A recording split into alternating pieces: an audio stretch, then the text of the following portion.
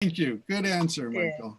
Yes. Good answer. All right. So we are doing the tragedy of Macbeth by William Shakespeare from the first folio. Actus primus, scena prima. Thunder and lightning, enter three witches. When shall we three meet again? In thunder, lightning, or in rain? When the hurly-burly's done, when the battle's lost and won. That will be ere the set of sun. Where's the place? Upon the heath. There to meet with Macbeth. I come, Grey Mountain. Paddock calls. Anon. Anon. On, fair is foul. Fair is foul and foul fair. Hover through the fog and filthy air. Exeunt, scena secunda, alarm within, enter King, Malcolm, Donalbain, Lennox with attendants, meeting a bleeding captain. What bloody man is that? He can report, as seemeth by his plight, of the revolt the newest state. This is the sergeant, who like a good and hardy soldier fought against my captivity. Hail, brave friend. Say to the king the knowledge of the broil, as thou didst leave it. Doubtful it stood, as two spent swimmers that do cling together and choke their heart. The merciless MacDonald, worthy to be a rebel, for to the multiplying villainies of nature do swarm upon him. From the western isles of cairns and gallow glasses is supplied, and fortune on his damned quarry smiling shewed like a rebel's whore. But all's too weak, for brave Macbeth, well, he deserves that name, disdaining fortune with his brandished steel, which smoked with bloody execution, like valor's minion carved out his passage till he faced the slave, which ne'er shook hands, ne'er bade farewell to him, till he unseamed him from the nave to the chops, and fixed his head upon our battlements. O valiant cousin, worthy gentleman. As whence the sun gins his reflection, shipwrecking storms and direful thunders, so from that spring, whence comfort seemed to come, discomfort swells. Mark, King of Scotland, mark. No sooner just his head, with valour armed, compelled these skipping cairns to thrust their heels, but the Norwegian lord, surveying vantage with furbished arms and new supplies of men, began a fresh assault. Dismayed not this our captains, Macbeth and Banquo? Yes, as sparrows eagles, or the hare the lion. If I say sooth, I must report they were as cannons overcharged with double cracks, so they doubly redoubled strokes upon the foe. Except that they meant to bathe in reeking wounds, or memorize another Golgotha, I cannot tell. But I grow faint. My gashes cry for help. So well thy words become thee as thy wounds. They smack of honor both. Go, get him surgeons. Enter Ross and Angus. Who comes here? The worthy Thane of Ross. What haste looks through his eyes, so should he look that seems to speak things strange. God save the king. Whence camest thou, worthy Thane? From Fife, great king, where the Norwegian banners flout the sky and fan our people cold. Norway himself, with terrible numbers, assisted by that most disloyal traitor, the Thane of Cawdor, began a dismal conflict, till that Belladur's bridegroom, lapped in proof, confronted him with self-comparisons, point against point, rebellious arms against arm, curbing his lavish spirit, and to conclude, the victory fell on us. Great happiness! But now, Svino, the Norway's king, craves composition. Nor we deign him burial of his men, till he dispersed at St. Como's Inch $10,000 to our general use. No more that Thane of Cawdor shall deceive our bosom interest. Go, pronounce his present death, and with his former title, Great Macbeth. I'll see it done. What he hath lost, noble Macbeth hath won. Scena exeunt, scena tertia, thunder, enter three witches. Where hast thou been, sister? killing swine. Sister, where thou? The seller's wife had chestnuts in her lap and munched and munched and munched. Give me, quoth I. Taranthe witch, the rump-fed runyon cries. My husband's to have gone, master of the tiger, but in the sieve I'll neither sell, and like a rat without a tail I'll do. I'll give thee a wind. Ah, thou art kind. And I, another. I myself have all the other, and the very ports they blow, all the quarters that they know. In the shipman's cart, I'll drain him dry as hay, sleeps under the night nor day. Hang upon his penthouse lid, he shall live a man forbid. When 7 nines, 9 times 9, shall dwindle, peak, and pine. Though his bark cannot be lost, it shall be dead for sauce. Oh, look what I have. Oh, here I have a pilot's thumb rack. This home when he should come. Drum within. A drum. A drum. Macbeth doth come. The wayward Sisters, hand in hand. And of the thin land. Go about.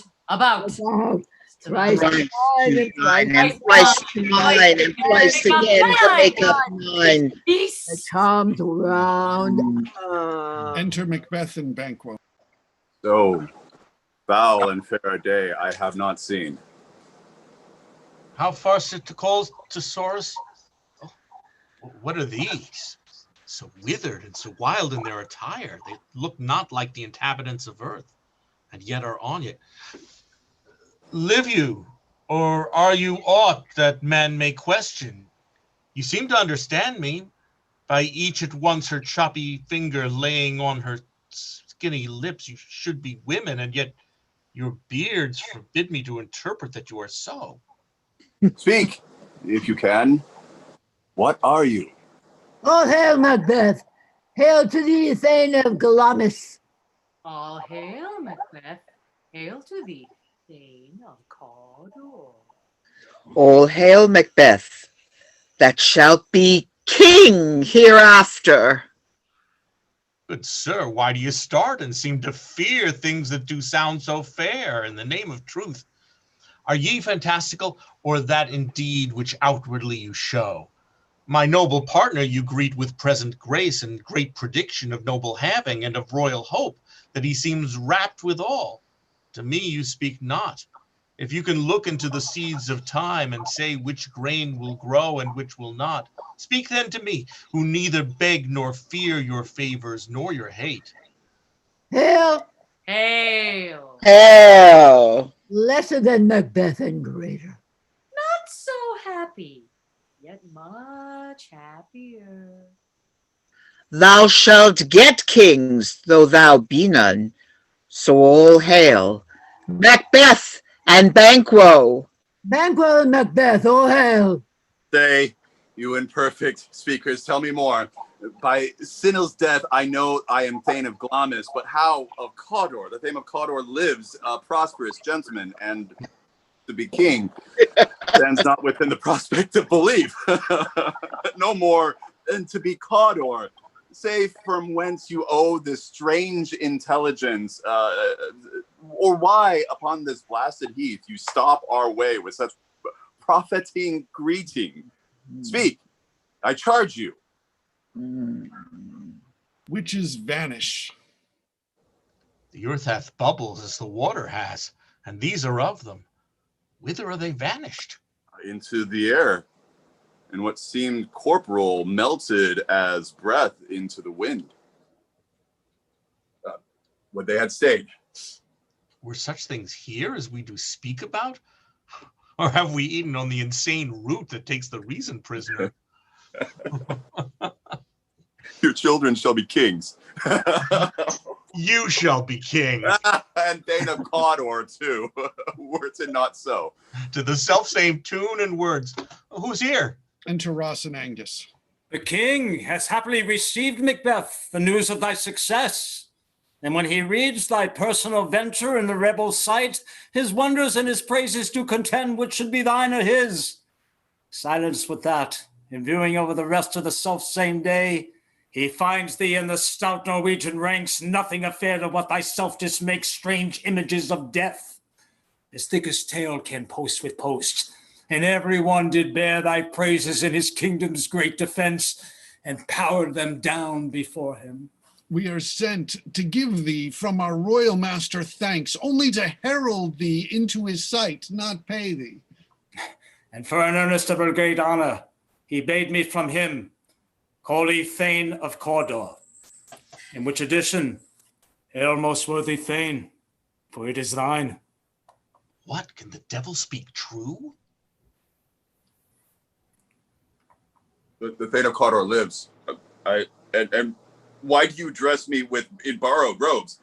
Who was the thing, lives yet, but under heavy judgment bears that life which he deserves to lose. Whether he was combined with those of Norway, or did line the rebel with hidden help and vantage, or that with both he labored in his country's wrack, I know not, but treason's capital, confessed and proved, have overthrown him. Glamis and Thane of Cawdor, the greatest is behind. Thanks for your pains. Do you not hope that your children shall be kings? When those that gave Thane of Cawdor to me promised that them no less? That trusted home might yet enkindle you unto the crown, besides the Thane of Cawdor. But 'tis strange, and oftentimes to win us to our harm, the instruments of darkness tell us truths, win us with honest trifles to betray us in deepest consequence. Cousins, a word, I pray you. Two truths are told as happy prologues to the swelling act of the imperial theme. I thank you, gentlemen. This supernatural soliciting cannot be ill, cannot be good. If ill, why hath it given me earnest success, commanding in a truth, I am Thane of Cawdor? If good, why do I yield to that suggestion whose horrid image doth unfix my hair and make my seated heart knock at my ribs against the use of nature, present fears and less than horrible imaginings, my thought, whose murder is yet but fantastical, shakes so the single state of man that function is smothered in surmise and nothing is but what is not. Look how our partner's rapt. If chance will have me king, why chance may crown me without my stir. New honors come upon him, like our strange garments cleave not to their mold, but with the aid of use. Come what may, time and the hour runs through the roughest day. Worthy Macbeth, we stay upon your leisure. Give me your favor. My dull brain was wrought with things forgotten. Kind gentlemen, your pains are registered where every day I turn the leaf to read them. Let us towards the king. Think upon what hath chanced, and more time the interim have weighed it. Let us speak our free hearts to each other. Very gladly. Till then, enough. Come, friends. Exeunt, Sina Quarta, flourish, enter King, Lennox, Malcolm, Donalbain, and attendant. Is execution done on Cawdor? Are not those in commission yet returned? My liege, they are not yet come back, but I have spoke with one that saw him die, who did report that very frankly he confessed his treasons, implored your highness pardon, and set forth a deep repentance. Nothing in his life became him like the leaving it. He died as one that had been studied in his death, to throw away the dearest thing he owed, as 'twere a careless trifle. Is it no art to find the mind's instruction in the face? He was a gentleman in whom I built an absolute trust. Enter Macbeth, Banquo, Ross, and Angus. Oh, worthiest cousin, the sin of my ingratitude even now is heavy on me. Thou art so far before that swiftest swing of recompense is slow to overtake thee. Would thou had less deserved that the proportion both of thanks and payment might have been mine. Only I have left to say, more is thy due than more than all can pay. The service and loyalties I owe in doing pays itself. Your Highness' part is to receive our duties, and our duties are to your throne and state, children and servants, which do but what they want, what they should, by doing everything safe towards your love and honor. Welcome hither. I have begun to plant thee, and will labor to make thee full of growing. Noble Banquo, thou hast no less deserved, nor must be known no less to have done so. Let me enfold thee, and hold thee to my heart. There, if I grow, the harvest is your own. My plenteous joys, wanton in fullness, seek to hide themselves in drops of sorrow. Sons, kinsmen, thanes, and ye whose places are the nearest, know we will establish our estate upon our eldest, Malcolm, whom we name hereafter the Prince of Cumberland, which honor must not unaccompanied invest him only, but signs of nobleness, like stars, shall shine on all deservers. From hence to Inverness, and bind us further to you. The rest is labor, and which is not used for you. I'll be myself the harbinger, and make joyful the hearing of my wife with your approach. So humbly take my leave. My worthy Calder? The Prince of Cumberland. That is a step from one which I must fall down, or else o'erleap, for in my way it lies. Stairs, hide your fires, let not light see the black and deep desires, and the eye wink with the hand, and let that be which the eye fears when it is done to see. True, worthy Banquo. He is full so valiant, and in his commendations I am fed. It is a banquet to me. Let's after him, whose care has gone before, to bid us welcome. It is a peerless kinsman. Flourish, exeunt, sine quinta.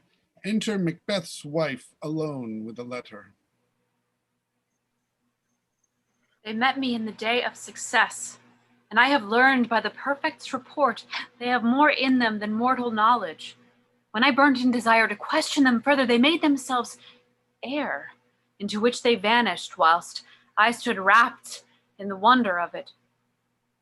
Come missives from the king, who all hailed me Thane of Cawdor, by which title before these wayward sisters saluted me, and referred me to the coming on of time with Hail, King that shall be.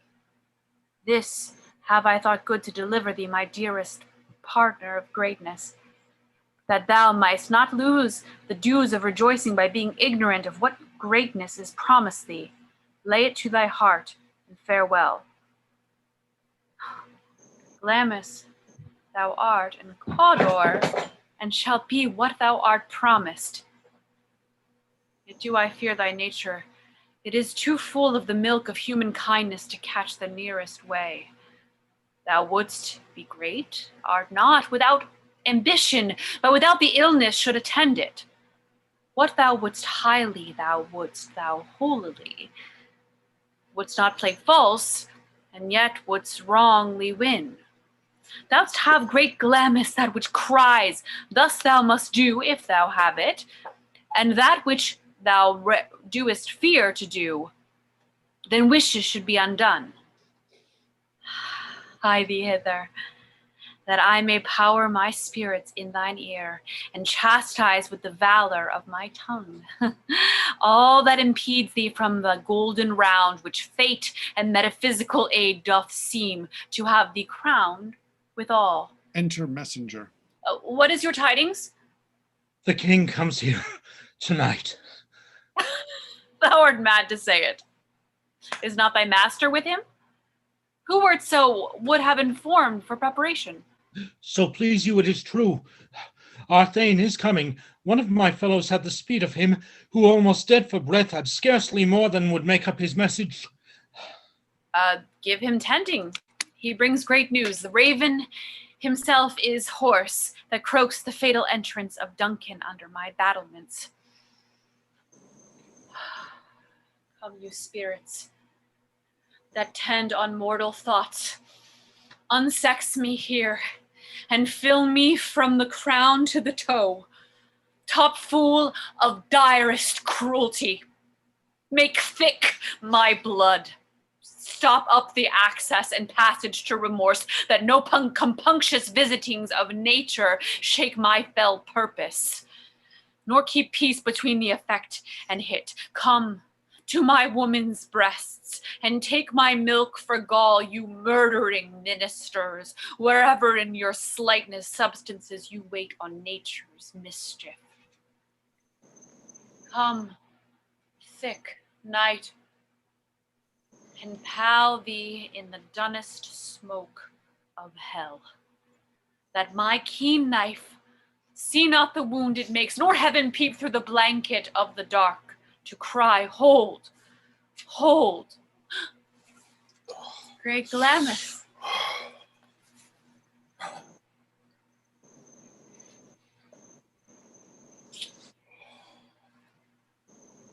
Worthy Cawdor, greater than both by the all hail hereafter. Thy letters have transported me beyond this ignorant present, and I feel now the future in the instant.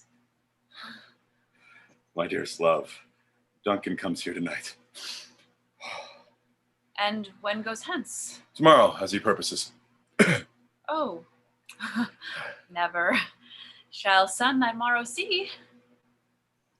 Your face, my Thane, is as a book where men may read strange matters to beguile the time. Look like the time, bear welcome in your eye, your hand, your tongue. Look like the innocent flower, but be the serpent under it. He that's coming must be provided for, and you shall put this night's great business into my dispatch, which shall to all our nights and days to come give solely sovereign sway and masterdom. We will speak further. Only look up clear. To alter favor ever is to fear. Leave all the rest to me. Exeunt. Scena sexta. Hoboys and torches. Enter King, Malcolm, Donalbain, Banquo, Lennox, Macduff, Ross, Angus, and attendants. This castle hath a pleasant seat. The air nimbly and sweetly recommends itself upon our gentle senses. This guest of summer, the temple-haunting varlet does approve by his loved masonry, that the heaven's breath smells wooingly here. No jutty frieze, buttress, nor coign of vantage, but this bird hath made his pendant bed and procreant cradle, where they must breed and haunt. I have observed the air is delicate. Enter lady. See our honored hostess, the love that follows us sometime is our trouble, which still we thank as love. Herein I teach you how you shall bid Goddard us for your pains and thank us for your trouble. All our service in every point twice done and then done double. We're poor and single business to contend against those honors deep and broad, wherewith your majesty loads our house. For those of old and the late dignities heaped up to them, we rest your amenities. Where's the Thane of Cawdor? We cursed him at the heels and had a purpose to be his purveyor, but he rides well, and his great love, sharp as a spur, hath hoped him to get home before us. Fair and noble hostess, we are your guests tonight. Your servants ever have theirs themselves, and what is theirs in compt to make their audit at your highness' pleasure, still to return your own. Give me your hand. Conduct me to mine host, we love him highly, and shall continue our graces toward him. By your leave, hostess. Exeunt. Scena septima. Hoboys, torches. Enter a sewer and diverse servants with dishes and service over the stage. Then enter Macbeth. If it were done when 'tis done, then 'twere well it were done quickly. If the assassination could trammel up the consequence and catch with his surcease success, but this blow might be the be-all and the end-all here. But in these cases, but here upon this bank and shoal of time, we jump the life to come.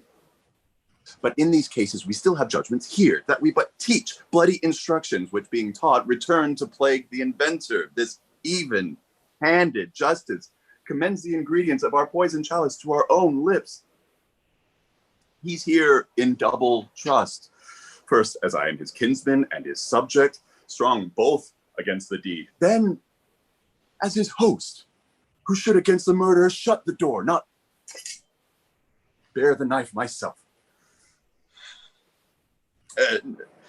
Besides, this Duncan hath borne his faculties so meek, hath been so clear in his great office, that his virtues will plead like angels, trumpet-tongued against the deep damnation of this taking off, and pity like a naked newborn babe, striding the blast, or heaven's cherubim horse upon the sightless couriers of the air, shall blow the horrid deed in every eye, that tears shall drown the wind.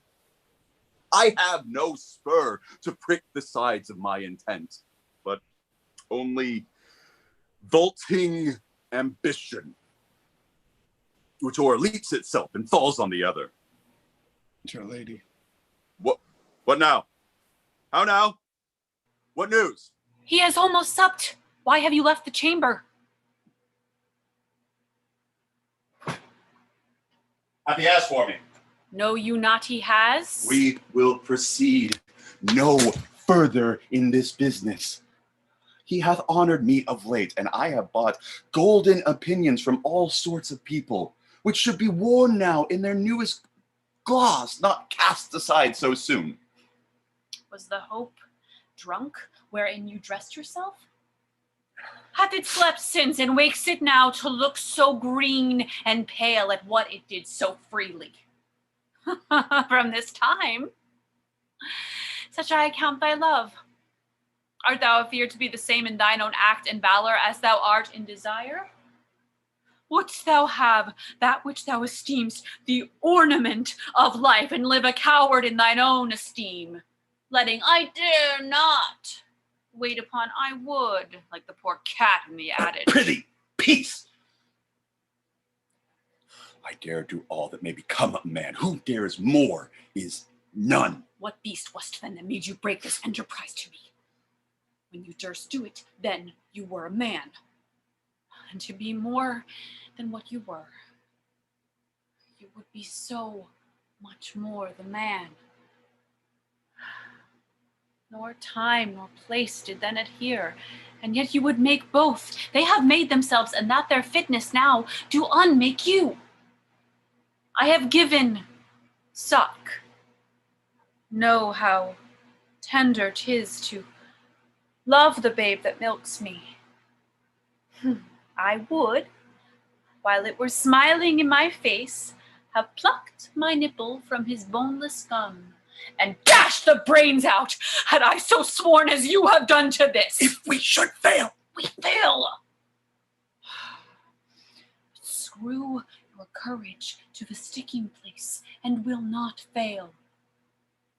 When Duncan is asleep, or to the rather shall his day's hard journey soundly invite him, his two chamberlains will I, with wine and wassail, so convince that memory, the warder of the brain, shall be a fume, and the receipt of reason a limbic only, when in swinish sleep their drenched natures lie as in a death. What cannot you and I perform upon the unguarded Duncan? What not put upon his spongy officers, who shall bear the guilt of our great quell?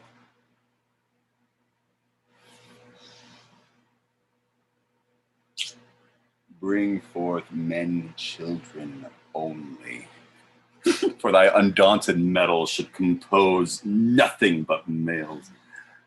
Will it not be received when we have marked with blood those sleepy two that of their own chamber, that use their own very daggers, that they have done it? Who dares receive it other, as we shall make our griefs and clamor roar upon his death? I am settled, and bend up each corporal agent to this terrible feat. Away, and mock the time with fairest show. false face must hide what false heart doth know. Exeunt. Actus secunda scena prima. Enter Banquo and Fleance with a torch before him. How goes the night, boy? The moon is down. I have not heard the clock. And she goes down at 12. I take it 'tis later, sir. Hold.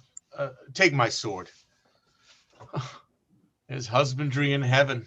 Their candles are all out. Take that too. Oh, heavy summons lies like lead upon me, and yet I would not sleep. Merciful powers are straining me the cursed thoughts that nature gives way to in repose. Enter Macbeth and a servant with a torch. Give me my sword. Who's there? A friend. What, sir, not yet at rest? The king's abed. He hath been in unusual pleasure, and sent forth great largesse to your offices.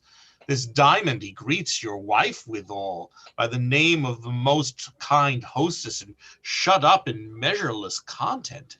Being unprepared with what our will became the servant to defect, which else should free have wrought. All's well. I dreamt last night of the 3 wayward sisters. To you they have shown some truth. I think not on them. Yet, when we can entreat an hour to serve, we would spend it in some words upon that business, if you would grant the time. At your kindest leisure. If you shall cleave to my consent, when 'tis, it shall make honor for you. So I lose none in seeking to augment it, but still keeps my bosom franchised and my allegiance clear. I shall be counseled. Good repose the while. Thanks, sir. The like to you. Go, bid thy mistress, when my drink is ready, she shall strike upon the bell. Get thee to bed. Exit. Is this a dagger I see before me? The handle towards my hand? Come, let me clutch thee. I have thee not, yet I see thee still. Art thou not, fatal vision, sensible to feeling as to sight, or art thou but the dagger of the mind, a false creation proceeding from the heat-oppressed brain? I see thee yet, in form as palpable as now which I draw. The marshaled me the way I was going, and such an instrument I was to use. Mine eyes are made the fools of the other senses, or else all the rest. I see thee still, and on thy blade indulge in gouts of blood, which was not so before. There is no such thing. It is the bloody business which informs thus to mine eyes, now o'er the 1/2 world. Nature seems dead, and wicked dreams abuse the curtain's sleep. Witchcraft celebrates pale Hecate's offerings, and withered murder alarmed by his sentinel, and the wolf, the howls his watch, thus in the stealthy pace, with Tarquin's ravishing sides towards his design, moves like a ghost. Thou sour and firm-set earth, hear not my steps, which way they walk, for fear thy very stones prate of my whereabout, and take the present horror from the time, which now suits with it. Whilst I threat, he lives. Words to the heat of deeds too cold breath gives. A bell rings. I go, and it is done. The bell invites me. Hear it not, Duncan, for it is a knell that summons thee to heaven or to hell. Exit. Scena secunda. Enter lady. That which hath made thee drunk hath made me bold. What hath quenched them hath give me fire. Hark! Peace! Was the owl that shrieked? The fatal bellman which gives the sternst good night? He is about it. The doors are opened, and the surfeited grooms do mock their charge with snores. I have drugged their posits, that death and nature do contend about them, whether they live or die. Enter Macbeth. Who's there? What, ho? Alack, I am afraid they have awaked, and 'tis not done. The attempt, not the deed, confounds us. Hark! I laid their daggers ready. He could not have missed them. Had he not resembled my father as he slept, I had done it. Oh, my husband! I have done the deed. Didst thou not hear a noise? I heard the owl scream and the crickets cry. When? Did not you speak? When? Now. As I descended? Aye. Hark. Who lies in the second chamber? Donalbain. This is a sorry sight. Foolish thought to say a sorry sight. There's one did laugh in his sleep, and one cried murder, and they did wake at each other. I stood and heard them, but they did say their prayers and addressed them again to sleep. There are two lodged together. And one cried, God bless us, and the other, and amen the other, and they had seen me with these hangman's hands, listing their fears. I could not say amen when they did say God bless us. Consider it not so deeply. But wherefore could I not pronounce amen? I had most need of blessing, and amen stuck in my throat. These deeds must not be thought after these ways, so it will make us mad. Methought I heard a voice cry, sleep no more. Macbeth doth murder sleep, the innocent sleep, sleep that knits up the raveled sleep of care, the death of each day's life, the sore labor's bath, balm of hurt minds, and great nature's second course, chief nourisher of life's feast. What do you mean? Still it cried, sleep no more, to all the house. Glamis hath murdered sleep, and therefore Candor shall sleep no more. Macbeth shall sleep no more. Who was it that thus cried? Why, worthy Thane, you do unbend your noble strength to think so brain sickly of things. Go, get some water, and wash this filthy witness from your hand.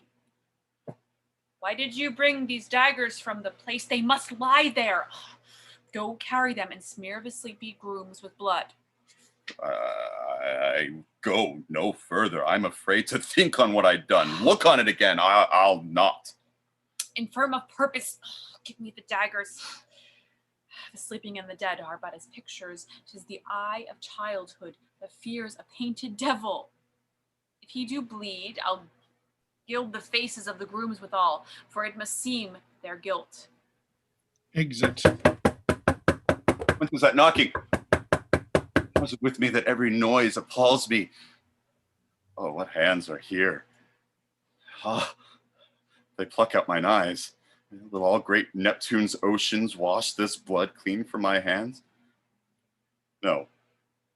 This my hand will rather the multitudinous seas incarnate, making the green one red. Interlady. My hands are of your color, but I shame to wear a heart so white. I hear a knocking at the south entry. Retire we to our chamber. A little water clears us of this deed. How easy is it then your constancy hath left you unattended? Hark, more knocking. Get on your nightgown. Least occasion call us, and show us to be watchers. Be not lost so poorly in your thoughts. To know my deeds were best not to know myself. Wake Duncan with thy knocking. I would thou couldst. Exeunt. Scene at Tertia. Enter a porter.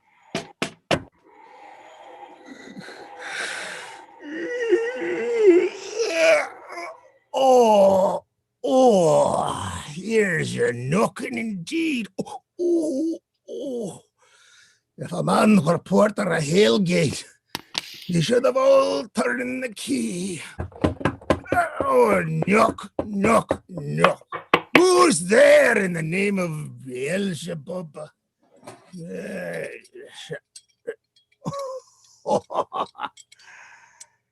Here's a farmer that hanged himself upon the expectation of plenty. Come in time. I've napkins now about you. Here you'll sweat for it. Knock. Who's there in the other devil's name? Faith, here's an equivocator that could swear in both the scales against either scale, who committed treason enough for God's sake, yet could not equivocate to heaven.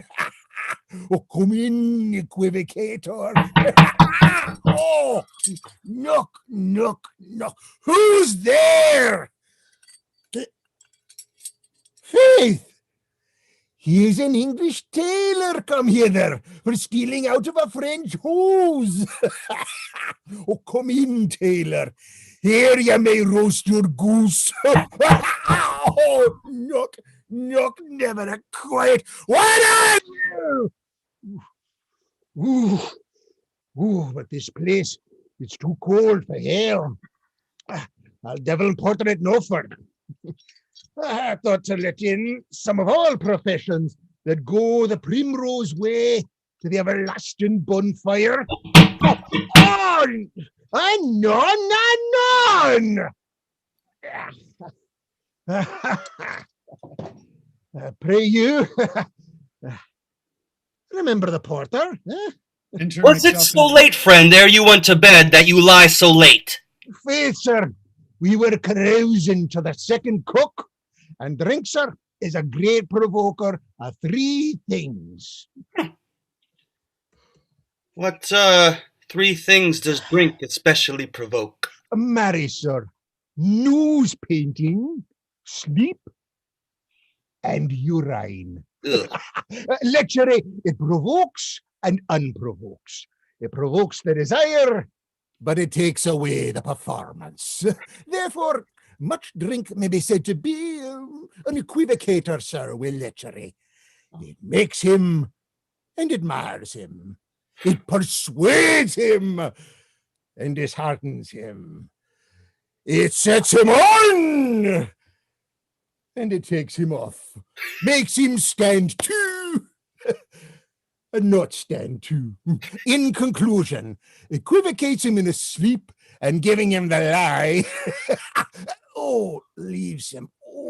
Oh, I believe drink gave thee the lie last night. Marry, it did, sir, in the very throat of me. But I requited him for his lie, and I think, being too strong for him, though he took up my legs sometime, yet I made a shift to cast him. Enter Macbeth. Is thy master stirring? Our knocking has awaked him. Here he comes. Good morrow, noble sir. Good morrow, both. Is the king stirring, worthy Thane? No, not yet.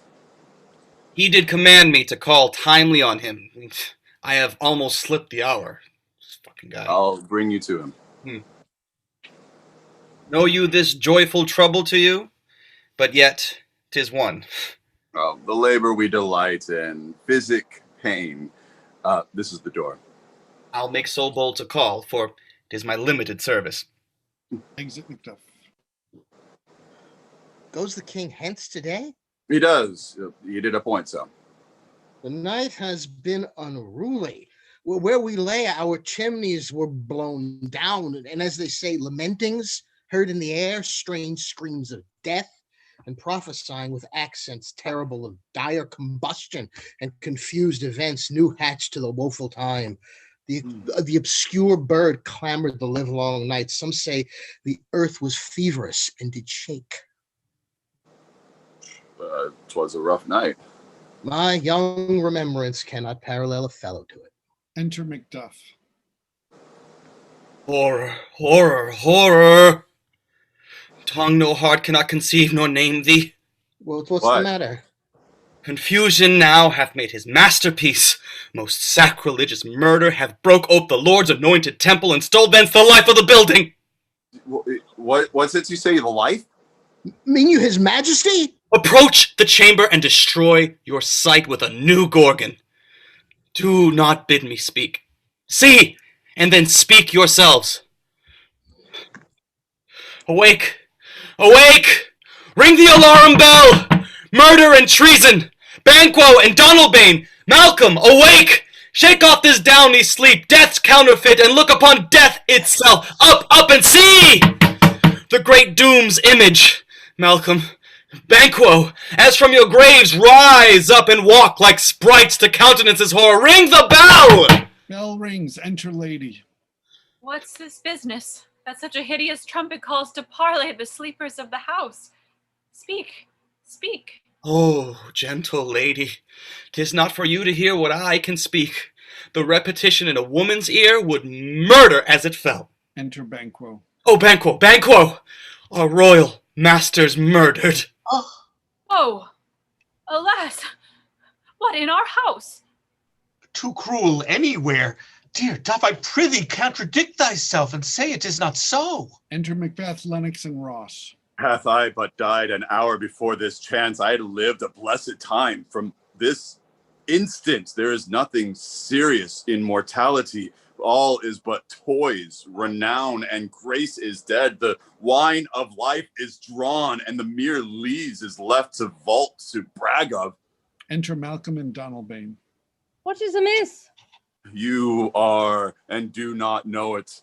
The spring, the head, the fountain of your blood is stopped. The very source of it is stopped. Your royal father's murdered. Oh, by whom? Those of his chambers, it seemed, had done it.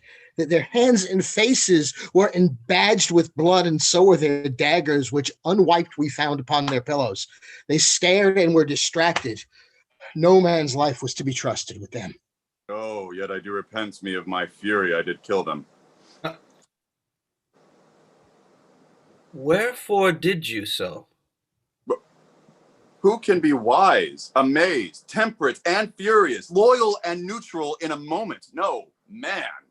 The expedition of my violent love is outrun the passer, the reason. Here lies Duncan, his silver skin laced with his golden blood, and his gash stabs looks like a breach of nature. For ruins, wasteful entrance. There are the murders, steeped in the colors of their trade, their daggers, unmannerly breached with gore. Who could refrain that had a heart to love, and in that heart, courage to make his love known? Help me, Hansel. Look to the lady. Why do we hold our tongues, that most may claim this argument for ours? What should be spoken here? Or her fate hidden in augur hole may rush and seize us? Let's away. Our tears are not yet brewed. Nor our strong sorrow upon the foot of motion. Look to the lady, and when we have our naked frailties hid that suffer in exposure, let us meet and question this most bloody piece of work to know it further. Fears and scruples shake us. In the great hand of God I stand, and thence against the undivulged pretense I fight of treasonous malice. And so do I. So all. Let briefly put in manly readiness and meet in the hall together. Well contented. Well contented. Exeunt. What will you do? Let's not consort with them. To show an unfelt sorrow is an office which the false man does easy. I'll to England. To Ireland, I. Our separated fortune shall keep us both the safer. Where we are, there's daggers in men's smiles, that near in blood, the nearer bloody. There's this murderous shaft that shot hath not yet lighted, and our safest way is to avoid the aim. Therefore to horse, and let us not be dainty of leave-taking, but shift away.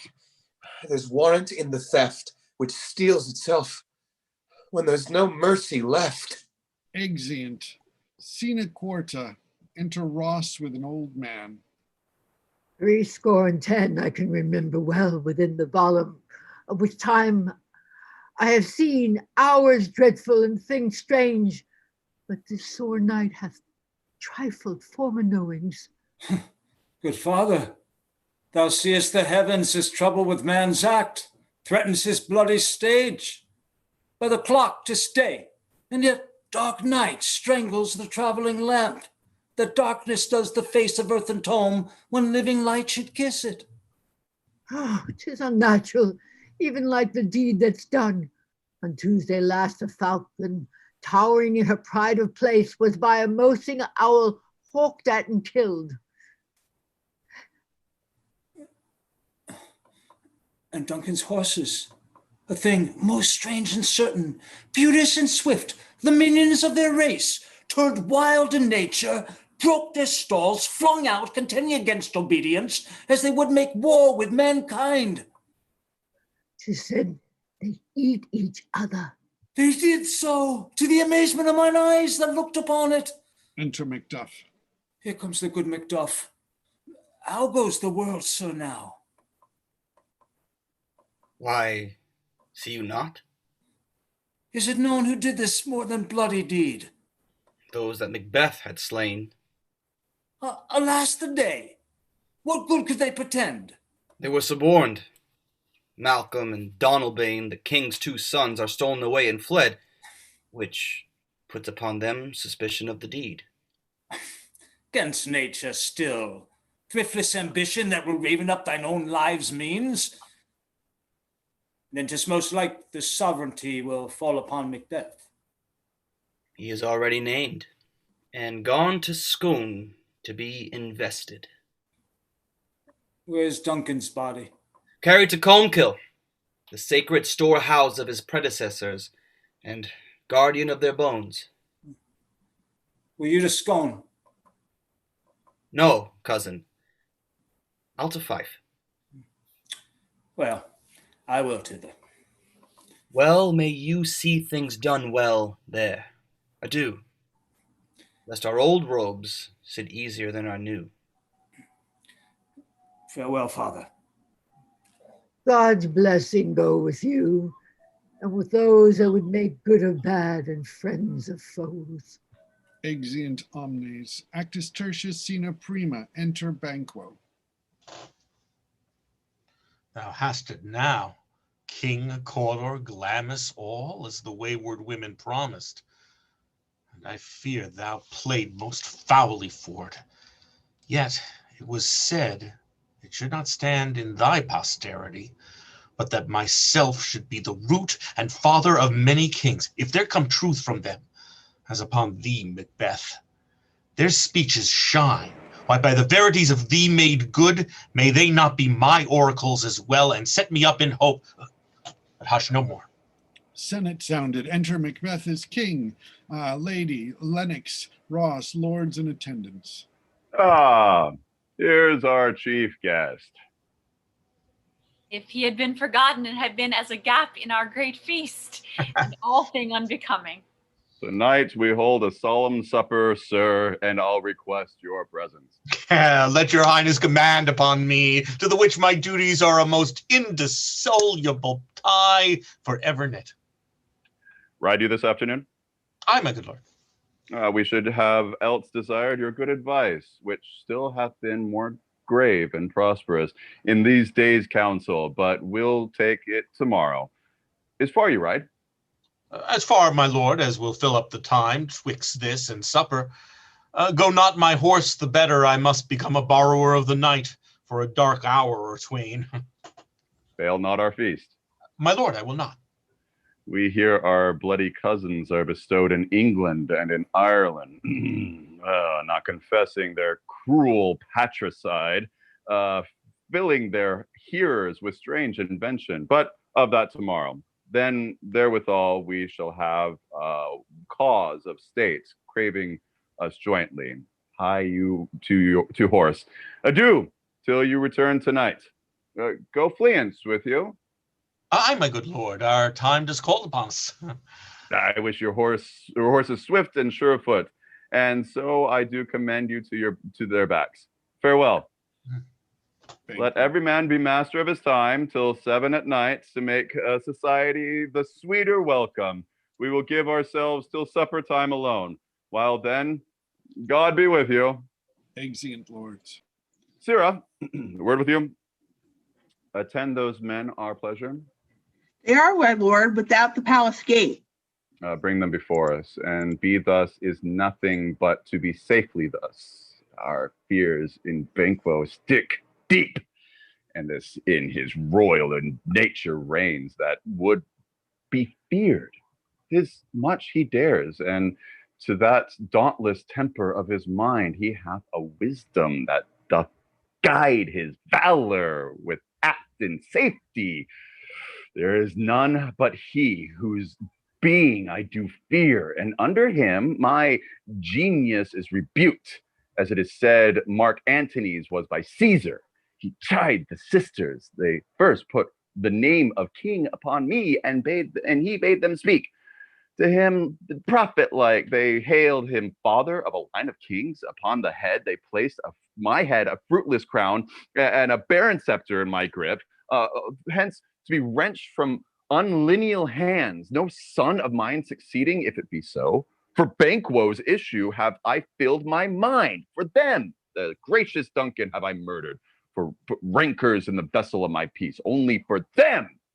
And mine eternal jewel given to the common enemy of man to make them kings, the seed of Banquo kings. Rather than so, come fate into the list and champion into the utterance. Who's there? Enter servant and 2 murderers. Now go to the door and stay there till we call. Exit servant. Was it not yesterday we spoke together? It was to please your highness. Well then. Now have you considered my speeches? Know that it was he in the times past which you held you under fortune, which you thought had been our innocent self.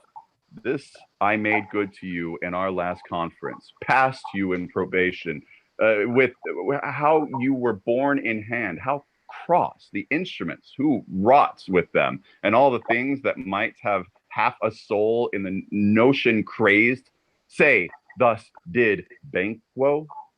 You made it known to us.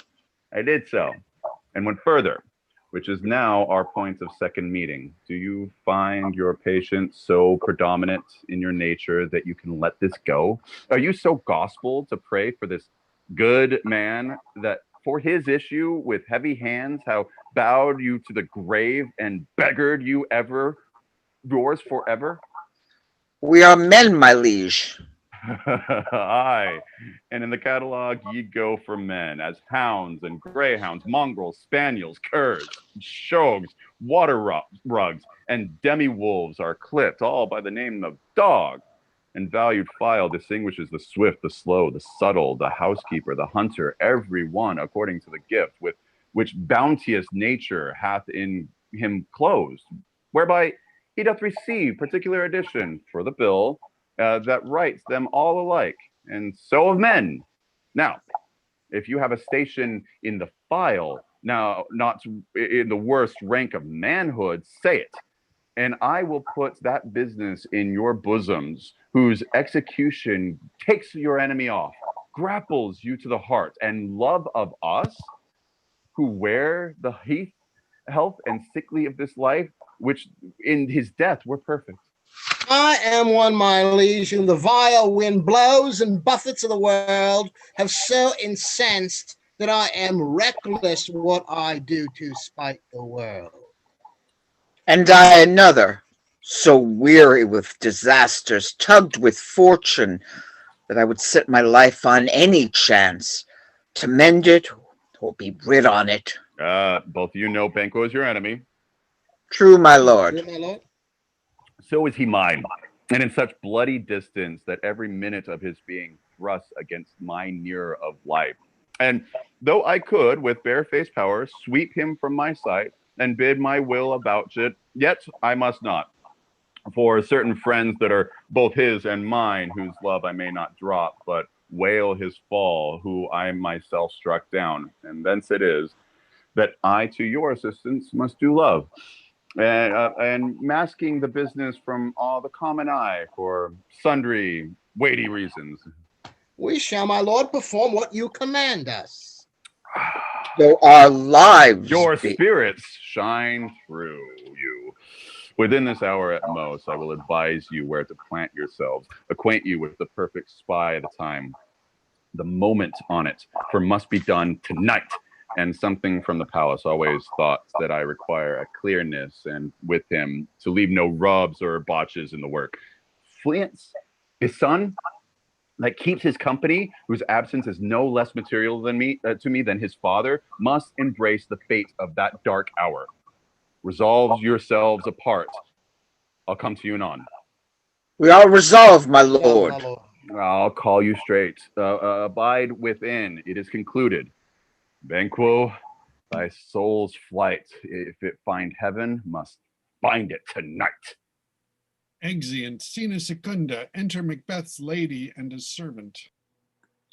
Is Banquo gone from the court? Hi, madam, but returns again tonight. Say to the king I would attend his leisure for a few words. Madam, I will. Naughts had, all spent, where our desire is got without content. 'Tis safer to be that which we destroy than by destruction dwell in doubtful joy. Enter Macbeth. How now, my lord? Why do you keep alone? Of sorriest fancy is your companions making, using your thoughts, which should indeed have died with them. They think on things without all remedy should be without regard. What's done is done. We have scorched the snake, not killed it. She'll close and be herself, whilst our poor Malice remains in danger from her former tooth. But let the frame of this things disjoint, both the world suffer, ere we will eat our meal in fear, and sleeps in a fiction of those terrible dreams that shake us nightly. Better be with the dead, whom we, to gain our peace, have sent to peace, than on to torture the mind to lie in restless ecstasy. Duncan is in his grave, and lives fitter fever. He sleeps well. Treason has done his worst, not steel nor poison. Malice, domestic foreign levy, nothing can touch him further. Come on, gentle, my lord. Sleek o'er your rugged looks. Be bright and jovial among your guests tonight. So shall I, love, and I pray be you. Let your remembrance apply to Banquo. Present his eminence both with eye and tongue, unsafe the while that we must lave our honors in the flattering streams, and make our faces vizards to the hearts, disguising what they are. Must leave this. Oh, full scorpions is my mind, dear wife. Thou knowest that Banquo and Fleance lives. But in them nature's copy is not etern. There's comfort in it. They are saleable, and be thou jocund ere the bat hath flown his cloister's flight, ere the black Hecate summons shall shard-born beetle with his drowsy hums hath wrung night's yawning tale with the shall be done of the deedful note. What's to be done? Oh, be innocent of the knowledge, dearest Chuck, till thou applaud the deed. Come, sealing night, scarf up the tender eye, the pitiful day, and with thy bloody and invisible hand, cancel to tear to pieces the great bond which keeps me pale. Light thickens, and crows make wing the rooky wood. Good things of day begin to droop and drowse, while the night's black agents to their prey do rouse. This marvels at my words, but hold thee still. Things bad begun make strong themselves by ill. So, pray thee, go with me. Exeunt. Scene and Tertia enter 3 murderers. But what did bid thee join with us? Macbeth?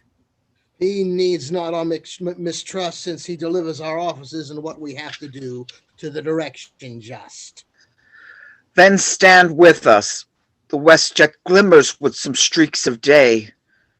Now spurs the later traveller pace to gain the timely inn, and near approaches the subject of our watch. Hark! I hear horses. Give us a light there, ho! And 'tis he. The rest that are within the note of expectation already are in the court. His horses go about.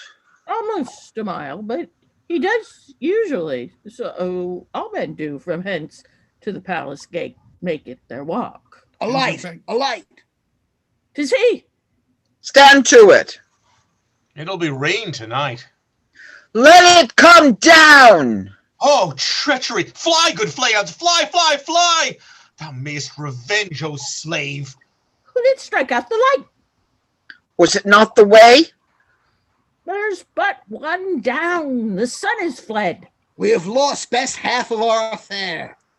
Well, let's away and say how much is done. Exeunt. Scene quarta. Banquet prepared. Enter Macbeth, Lady, Ross, Lennox, lords, and attendants. You know your own degrees. Sit down.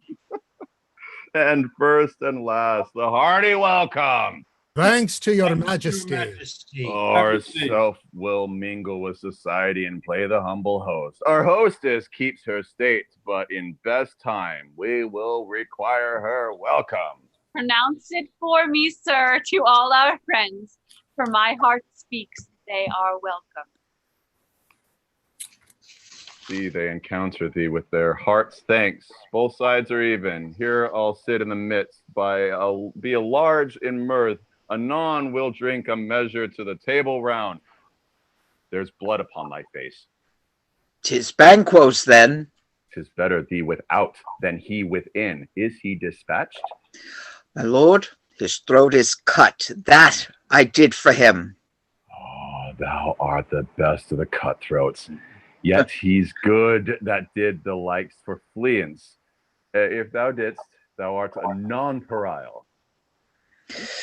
Most royal sir, Fleance is escaped. Then comes my fit again. I had else been perfect, whole as the marble, founded as the rock, as broad and general as the casting air. And now I'm cabin, cribbed, confined, bound in the saucy doubts and fears. But Banquo's safe? Aye, my good lord. Safe in a ditch he hides, with 20 trenched gashes on his head, the least a death to nature. Thanks for that. Then there's grown serpent lies and worms that's fled hath nature in the time and will venom breed. No teeth for the present. Get thee gone. Tomorrow we'll hear ourselves again. Exit murderer. My royal lord, you do not give the cheer, the feast is sold. That is not often vouched while 'tis a making. 'Tis given with welcome to feed were best at home. From thence the sauce to meat is ceremony. Meeting were bare without it. Enter the ghost of Banquo and sits in Macbeth's place. Sweet remembrance, sir. Now good digestion, wait upon appetite, and health on both. May it please your highness sit. Here we had now our country's honor roofed with graced persons of our Banquo present, who may I rather challenge for unkindness than pity for mischance. His absence, sir, lays blame upon his promise. Please it your highness to grace us with your royal company. The table's full. There's a place reserved, sir. Where? Here, my good lord. What is it that moves your highness? Which of you have done this? What, my good lord? Thou canst not say I did it. Never shake the gory locks at me. Gentlemen, rise. His highness is not well. Sit, worthy friends, my lord is often thus and hath been from his youth. Pray you keep seat, the fit is momentary. Upon a thought he will again be well. If much you note him, you shall offend him, and extend his passion, feed and regard him not. Are you a man? I, and a bold one that dare look on that which might appall the devil. Oh, proper stuff, this is the very painting of your fear. This is the air-drawn dagger which you said led you to Duncan. Oh, these flaws and starts impostors to true fear would well become a woman's story at a winter's fire, authorized by her grandam, shame itself. Why do you make such faces when all's done? You look but on a stool. Prithee, see, there. Behold, look, lo. How say you? Why, I care I, for thou canst not speak too, if the charnel houses and our graves must send that we bury back, our monument shall make maws of kites. Oh. What? Quite unman and folly. If I stand here, I saw him. Why, for shame. Blood hath been shed here now. In the olden time, ere human statue purged the gentle wheel and eye, since two murders have been performed, too terrible for the ear, that time has been. That's when the brains were out, the man would die, and there was an end. And now they rise again with 20 mortal murders on the crown and push for our stools, or for more strange what it say this murder is. My worthy lord, your noble friends do lack you. I do forget. Do not muse at me, my most worthy friends. I have a strange infirmity, which is nothing to those that know me. Come, love, and health to all. Then I'll sit down. Give me some wine. Fulfill. Enter Ghost. I drink to the general joy of the table and to our dear friend Banquo, whom we miss. Would he were here, to all and him we thirst. And all. Our duties and the pledge. Duties and the pledge. Avaunt and quit my sight. Let the earth hide thee. Thy bones are marrowless. Thy blood is cold. Thou hast no speculation in those eyes which thou dost glare with. Think of this, good peers, but as a thing of custom. 'Tis no other, only it spoils the pleasure of the time.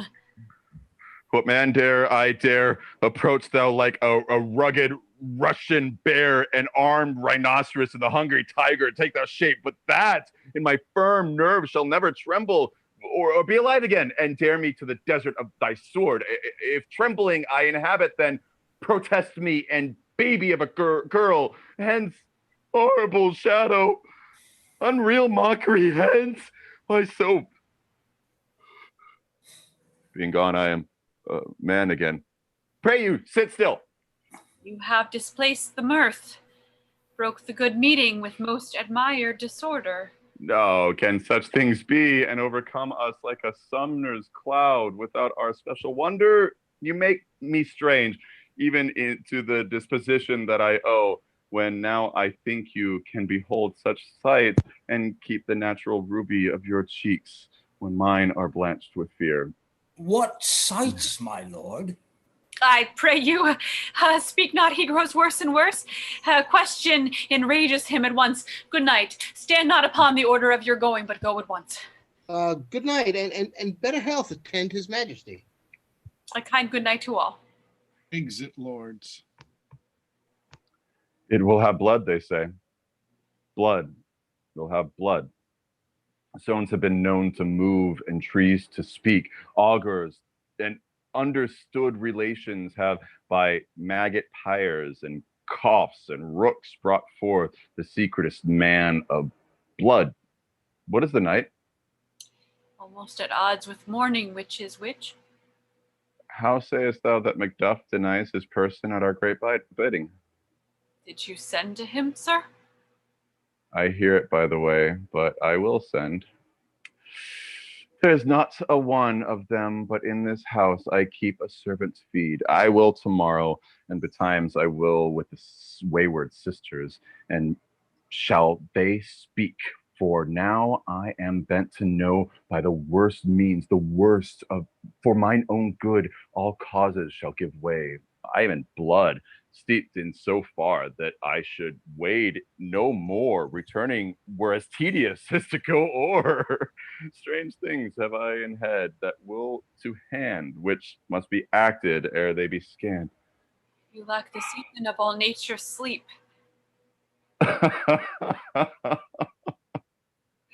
Come, will to sleep. My strange and self-abuse is the initiate's fear that wants hard use. We are yet but young indeed. Exeunt. And with that, we're going to take a brief intermission. Yes. Michael? Yes, a brief intermission. Mm-hmm. For 5 minutes. Okay, so about 9:27 we'll be starting again. Yeah, about 6 minutes. Okay. Take a pee break or whatever y'all need. 5. Yep. Michael, did you get my chat message? No, what did it say? Well, you didn't cast the First Lord that has a private conversation with Lennox. I was wondering if you wanted me to jump in. Did you? What? Oh, when is that? What scene is that? Act 3, Scene 6. We haven't gotten to it yet. Okay. Yeah, you want to jump in with that? Sure. I thought I gave all the lords to somebody. I didn't. No, this is just called First Lord. All right. So if I didn't think give that was for anybody Ken, else actually. Ken No, was- it's okay. Let Tony do it. Okay. do it, Tony. Okay. Go for it, baby. Thank you.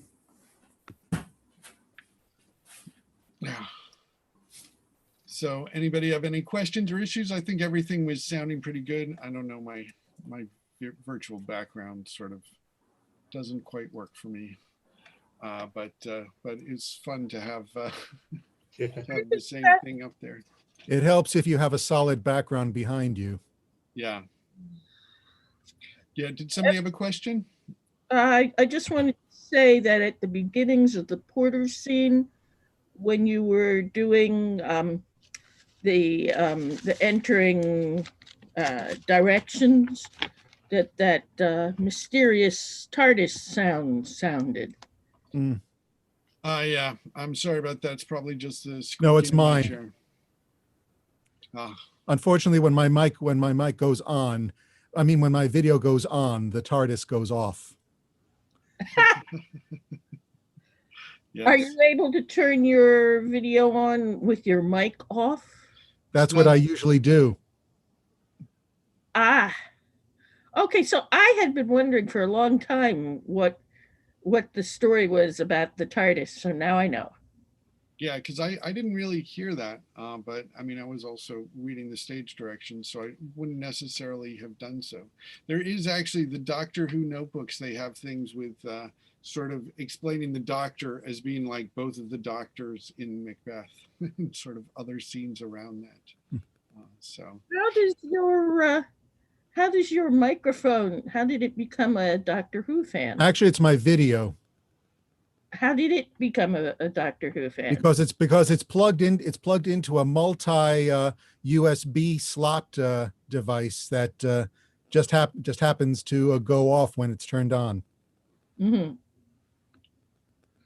Okay. Oh well. So does anybody else have any stories or opinions they'd like to share as to whether there really is the curse of Macbeth or there isn't the curse of Macbeth? Well, was Doctor Who's TARDIS a curse? Can we drop the Doctor Who's TARDIS? It's really not important. Yeah, and it's not that There is a significant. curse. I was just joking. Log in. Yes, well, and I mean, there's also there've been various stories. I mean, most of the major sort of professional production, I mean, Broadway productions have been fairly disastrous recently. I mean, I've heard things in terms of the Kelsey Grammer one, where which you got really terrible reviews for. Most of them also not only have like some other sort of physical sort of issue, they also don't really get good reviews, but that also when they were loading, apparently when they were first like loading into the set, the truck that was doing it just backed in and messed up and smashed a bunch of the marquee and something that they had to be repaired. And so of course people put it to the curse. And then of course there were other ones in New York where like I mean, Christopher Plummer and Glenda Jackson, who, I mean, two of the greatest actors, and it apparently was not very good.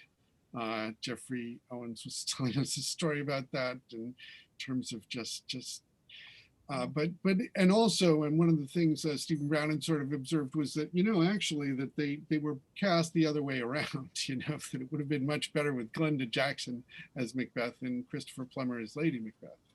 But and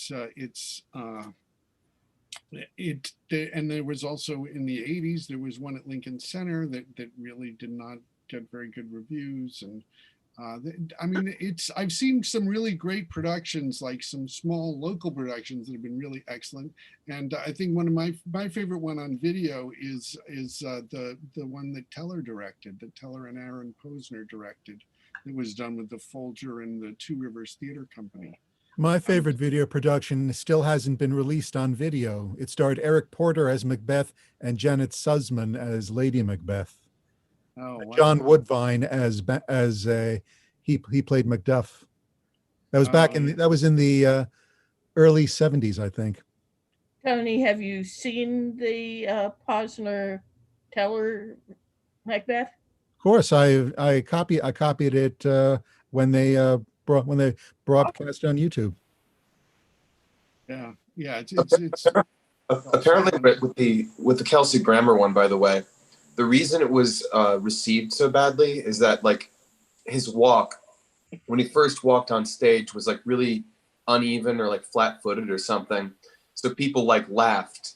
Like in addition, he wasn't as like had a soldier's walk, but he also was like known for comic roles on TV. So like those two, they just couldn't take him seriously apparently. But that's what I've heard was like the source of it. Yeah, I've heard that mentioned as well. That the way he walked, it just didn't work from the beginning. And Diane Peter Venora. O'Toole as well, right? Hmm? There's the Peter O'Toole production that was famously panned. Oh yeah, that one as well. Yeah. Where it was, and I mean, apparently one time when in the middle of one of the speeches, that a fire truck just went by and he just lost it and started laughing. Oh man. Really? Peter O'Toole? Yeah. All right. Well, so I guess, are we ready to resume? Do we have our 3 witches? Let's see. Yeah. Okay. 1 witch, 2 witch, red witch, blue witch. No, sorry. All right. Sina Quinta, thunder. Enter the 3 witches meeting Hecate. Well, now, Hecate, you look angrily.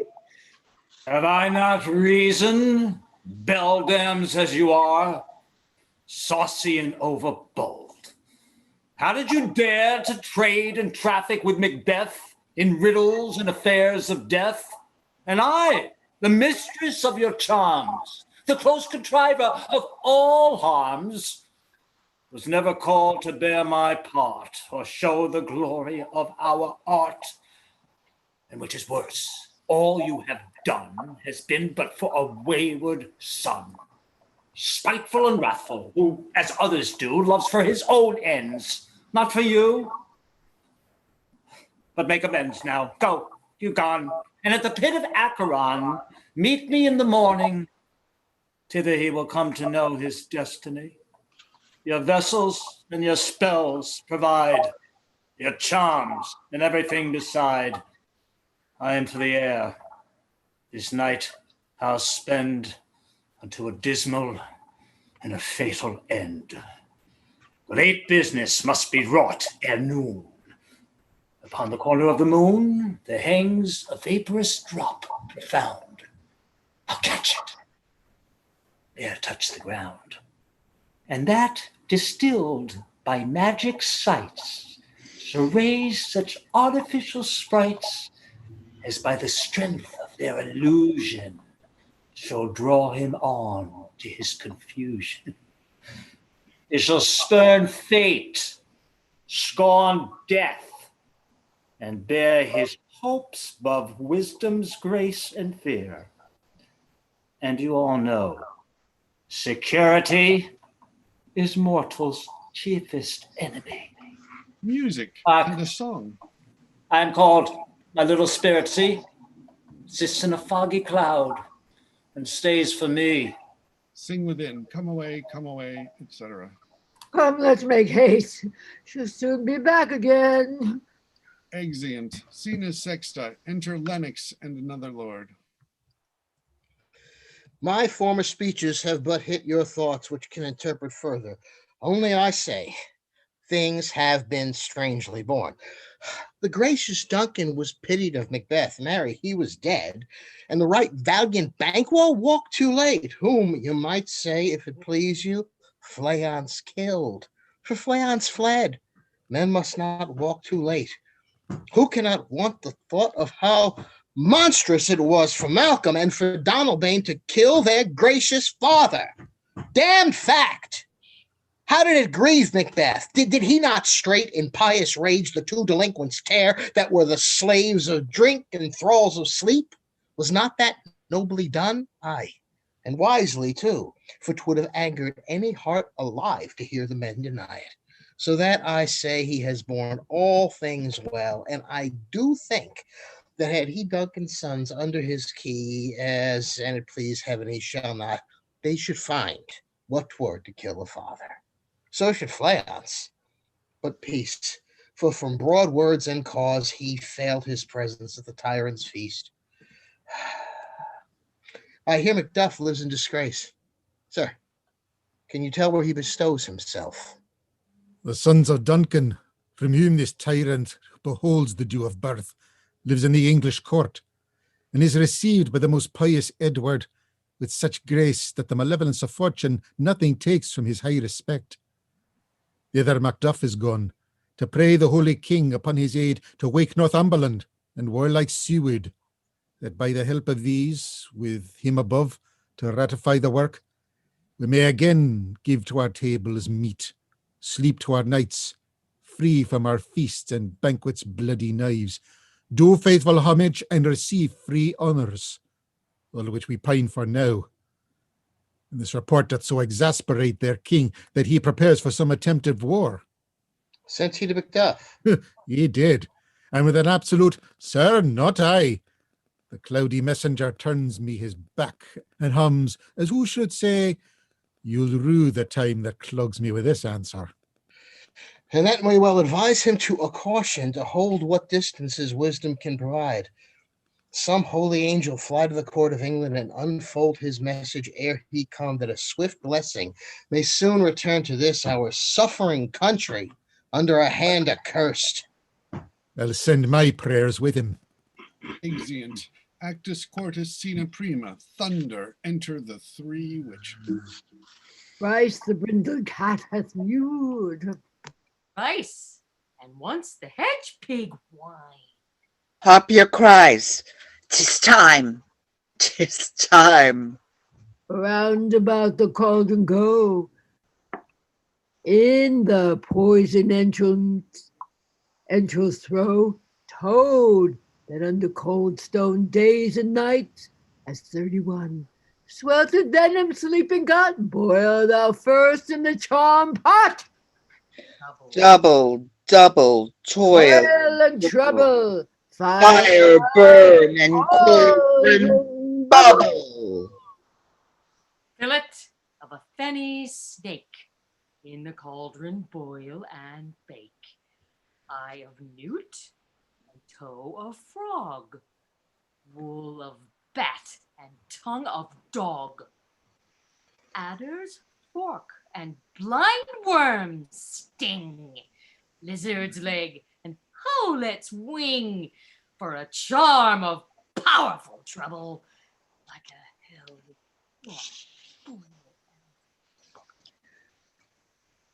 Double, double, toil and trouble, fire burn and cauldron bubble. Scale of dragon, tooth of wolf, witch's mummy, maw and gulf, of the ravened salt sea shark, root of hemlock, digged in the dark, liver of blaspheming Jew, gall of goat and slips of yew, silvered in the moon's eclipse, nose of Turk and Tartar's lips, finger of birth strangled babe, ditch delivered by a drabe, make the gruel thick and slab, add thereto a tiger's chaldron for the ingredients of our cauldron. Double, double, toil and trouble, fire burn and cauldron bubble. Cool it with a baboon's blood, then the charm is firm and good. Enter Hecate and the other three witches. Oh, well done.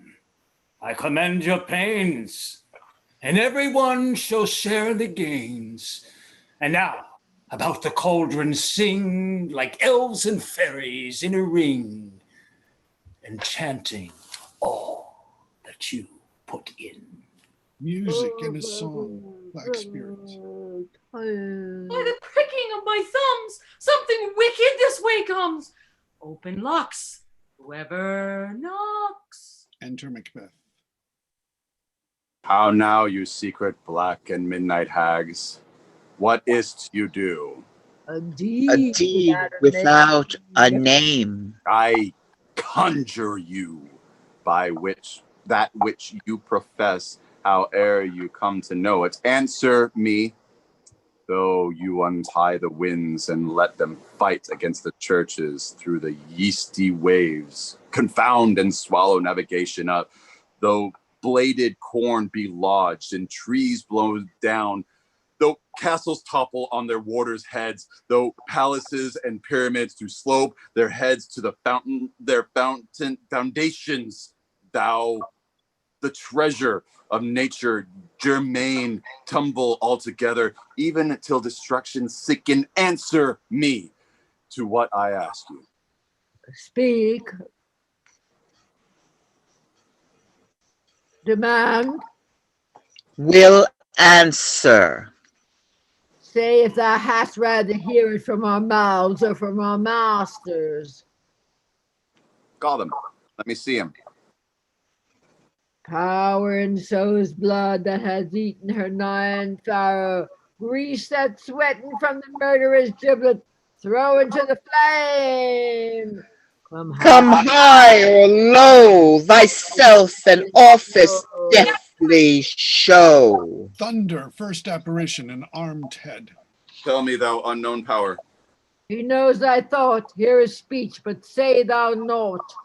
Macbeth, Macbeth, Macbeth. Beware Macduff, beware the Thane of Fife. Dismiss me, enough. He descends. Whate'er thou art, thy good caution, thanks. Thou hast parked my fear all aright. But one word more. It will not be commanded. Here's another more potent than the first. Thunder, second apparition, a bloody child. Macbeth! Macbeth! Macbeth! Had I the ears, I'll hear thee. Bloody bold and resolute, laugh to scorn the power of man, for none of woman born shall harm Macbeth. Descends. And live, Macduff, for what need I fear of thee? But yet I'll make assurance, double sure, and take a bond of fate. Thou shalt not live, that I may tell pale-hearted fear it lies, and sleep in spite of thunder. Thunder. Third apparition, a child crowned with a tree in his hand. Oh, what is this that rises like the issue of a king and wears upon his baby brow the round of sovereignty? Listen, but speak not to it. Be lion-mettled, proud, and take no care. Who chafes, who frets, or where conspirers are. Macbeth shall never vanquished be until great Birnam Wood to high Dunsinane Hill shall come against him. Oh, that never will be. Who can stretch the forest, bid the tree unfix his earthbound roots, sweet broadments, good. Oh, rebellious dead, rise never till the wood of Biren rise, and o'er high place Macbeth shall live the lease of nature. Pay his breath to time and mortal custom. Yet my heart throbs to know one thing more. Tell me if your art can tell so much. Shall Banquo's issue ever reign in this kingdom? Seek to Seek know no more. Be satisfied. Deny me this, and the eternal curse fall upon you. Let me know why sinks that cauldron. And what noise is this? Oh, boys. Go. Go. Show. Show his eyes and grieve his heart. Come like shadows, so depart. A show of 8 kings and Banquo last with a glass in his hand. Thou art too like the spirits of Banquo. Down thy crown to smear mine eyeballs. Oh, and thy hair, thou other gold-bound brow is like the first. A third is like the former. Filthy hags, why do you show me this? A fourth? Oh, starved eyes. And will the line stretch out to the crack of doom? Yet another. A seventh?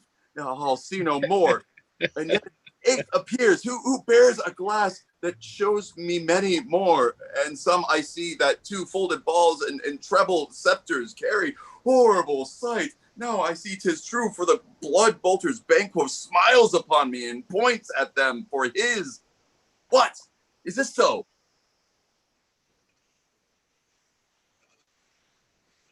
Aye, sir. Is this so?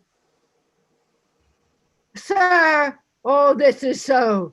But why stands Macbeth thus amazedly? Come, sisters, cheer we up his spirits and show the best of our delights. I'll charm the air to give a sound while you perform your antique round, that this great king may kindly say our duties did his welcome pay. Music, the witches dance and vanish. Where are they?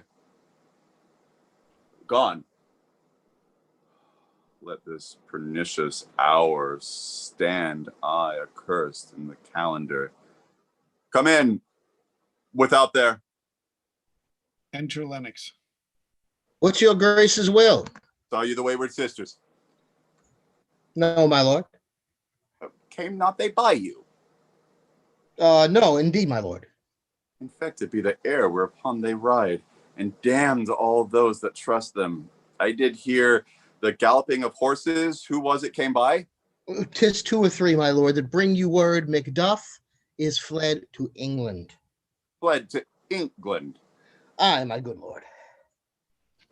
Thou anticipates my dread exploits. The flighty purpose ne'er is o'ertook unless the deed go with it. From this moment, the very firstlings of my heart shall be the firstlings of my hand, and even now to crown my thoughts with acts, be it thought and done. The castle of Macduff I will surprise.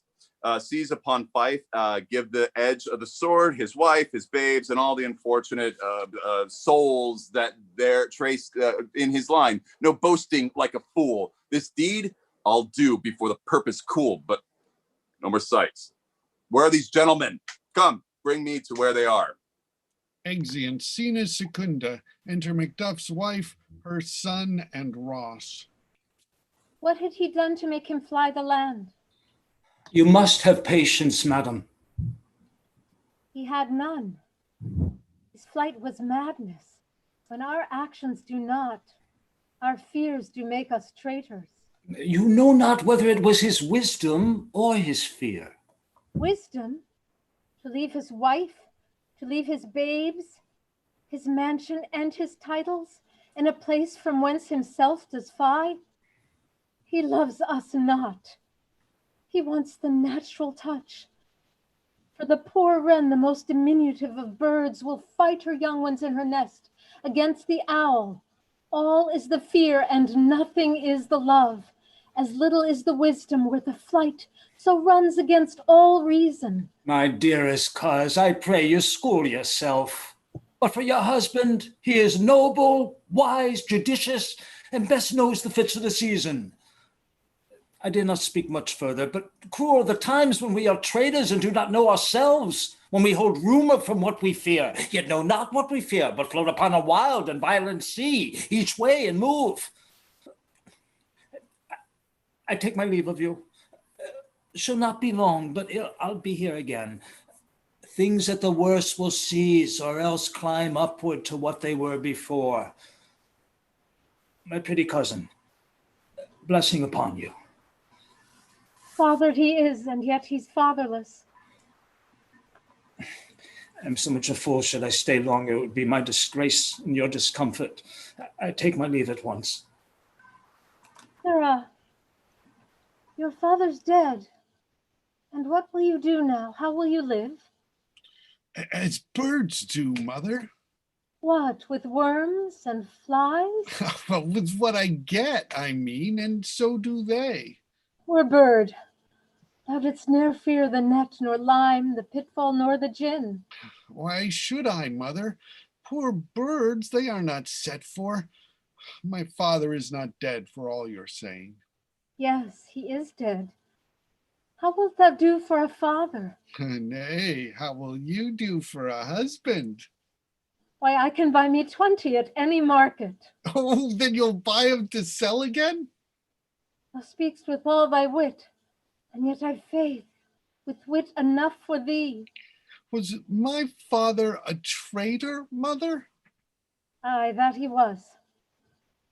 What is a traitor? Why, one that swears and lies. And be all traitors that do so? Everyone that does so is a traitor and must be hanged. And must they all be hanged that swear and lie? Everyone. Who must hang them? Why, the honest men. The liars and swearers are fools. For there are liars and swearers enow to beat the honest men and hang up them. Now God help them, poor monkey. And how wilt thou do for a father? Well, if he were dead, you'd weep for him. If you would not, it were a good sign that I should quickly have a new father. Poor prattler. How thou talk'st. Bless you, fair dame. I am not you known, though in your state of honor I am perfect. I doubt some danger does approach you nearly. If you will take a homely man's advice, be not found here. Hence with your little ones. To fright you thus, methinks I am too savage. To do worse to you a fell cruelty which is too nigh your person. Heaven preserve you. I dare abide no longer. Whither should I fly? I have done no harm. But I remember now I am in this earthly world, where to do harm is often laudable, to do good sometime accounted dangerous folly. Why then, alas, do I put up that womanly defense to say I have done no harm? What are these faces? Where's your husband? I hope in no place so unsanctified where such as thou mayst find him. He's a traitor. Thou liest, thou shag-eared villain! What, you egg? Young fry of treachery! Oh, he has killed me, mother! Run away, I pray you!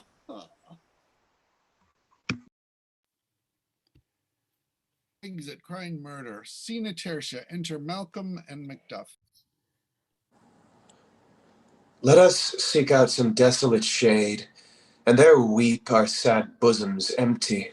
Let us rather hold fast the mortal sword, and like good men bestride our downfall birthdom each new morn. New widows howl, new orphans cry, new sorrow strike heaven on the face, that it resounds as if by the Scotland and yelled out like a syllable of dolor. What I'll believe, I'll wail. What I know, believe, and what I can redress, as I shall find time to friend, I will. What you have spoke, it may be so, perchance. This tyrant, whose sole name blisters our tongues, was once thought honest. You loved him well. He hath not touched you yet. I am young, but something you may discern of him through me, and wisdom to offer up a weak, poor innocent lamb to appease an angry God. I am not treacherous. But Macbeth is. A good and virtuous nature may recoil in an imperial charge, but I shall crave your pardon. That which you are, my thoughts cannot transpose. Angels are bright still, though the brightest fell. Though all things foul would wear the brows of grace, yet grace must still look so. I have lost my hopes. Perchance, even there, where I did find my doubts. Why in that rawness left you wife and child? Those precious motives, those strong knots of love, without leave-taking. I pray you, let not my jealousies be your dishonors, but mine own safeties. You may be rightly just, whatever I shall think. Bleed, bleed, poor country. Great tyranny, lay thou thy bases sure, for goodness dare not check thee. Wear thou thy wrongs, the title is afeard. Fare thee well, lord. I would not be the villain that thou think'st, for the whole space that's in the tyrant's grasp, and and the rich East to boot. Be not offended. I speak not in absolute fear of you. I think our country sinks beneath the yoke. It weeps, it bleeds, and each new day a gash is added to her wounds. I think withal there would be hands uplifted in my right. And here, from gracious England, I have offered of goodly thousands. But for all this, when I shall tread upon the tyrant's head, or wear it on my sword, yet my poor country shall have more vices than it had before, more suffer, and more sundry ways than ever, by him that shall succeed. What should he be? It is myself, I mean, in whom I know all the particulars of vice, so grafted that when they shall be opened, black Macbeth will seem as pure as snow. And the poor estates esteem him as a lamb, being compared with my confineless harms. Not in the legions of horrid hell can come a devil more damned in evils to top Macbeth. I grant him bloody, luxurious, avarice, false, deceitful, sudden, malicious, smacking of every sin that has a name. But there's no bottom, none in my voluptuousness. Your wives, your daughters, your matrons and your maids could not fill up the cistern of my lust, and my desire all continent impediments would o'erbear that did oppose my will. Better Macbeth than such a one to reign. Boundless intemperance in nature is a tyranny. It hath been the untimely emptying of the happy throne, and fall of many kings. But fear not yet to take upon you what is yours. You may convey your pleasures in a spacious plenty, and yet seem cold. The time you may so hoodwink, we have willing dames enough. There cannot be the vulture in you to devour so many as will to greatness dedicate themselves, finding it so inclined. With this there grows my most ill-composed affection, such a staunchless avarice, that were I king, I should cut off the nobles from their lands, desire his jewels, and this other's house, and my more having would be as a sauce to make me hunger more, that I should forge quarrels unjust against the good and loyal, destroying them for wealth. This avarice sticks deeper, grows with more pernicious root than summer-seeming lust. It hath been the sword of our slain knight, yet do not fear. Scotland had foisons to fill up your will of your mere own. All these are portables with other graces weighed. But I have none. The king becoming graces as justice, verity, temperance, stableness, bounty, perseverance, mercy, lowliness, devotion, patience, courage, fortitude. I have no relish of them, but abound in the division of each several crime, acting in many ways. Nay, had I power, I should pour the sweet milk of concord into hell. Unpour the universal peace. Confound all unity on earth. Oh, Scotland, Scotland! If such a one be fit to govern, speak. Fit to govern? I have spoken. Fit to govern? No, not to live. Oh, not your miserable. With an untidy tyrant, bloody sceptred, when shalt thou see thy wholesome days again? Since thou the truest issue of thy throne by his own interdiction stands accost, and does blaspheme his breed? Thy royal father was a most sainted king. The queen that hath bored thee, oftener upon her knees, then on her feet, died every day she lived. Fare thee well. These evils thou repeat'st upon thyself hath banished me from Scotland. Oh, my breast, thy hope ends here. Macduff. Macduff. This noble passion, child of integrity, hath from my soul wiped the black scruples, reconciled my thoughts to thy good truth and honor. Devilish Macbeth, by many of these trains, hath sought to win me into his power, and modest wisdom plucks me from overcredulous haste. But God above, deal between thee and me, for even now I put myself to thy direction, and unspeak mine own detraction. Here abjure the taints and blames I laid upon myself for strangers to my nature. I am as yet unknown to woman, never was forsworn, scarcely have coveted what was mine own. At no time broke my faith, would not betray the devil to his fellow, and delight no less in truth than life. My first false speaking was this upon myself: what I am truly is thine, and my poor country's to command, whether indeed before they hear approach, old seaward, with 10,000 warlike men already at point, was setting forth. Now, will together, and the chance of goodness be like our warranted quarrel.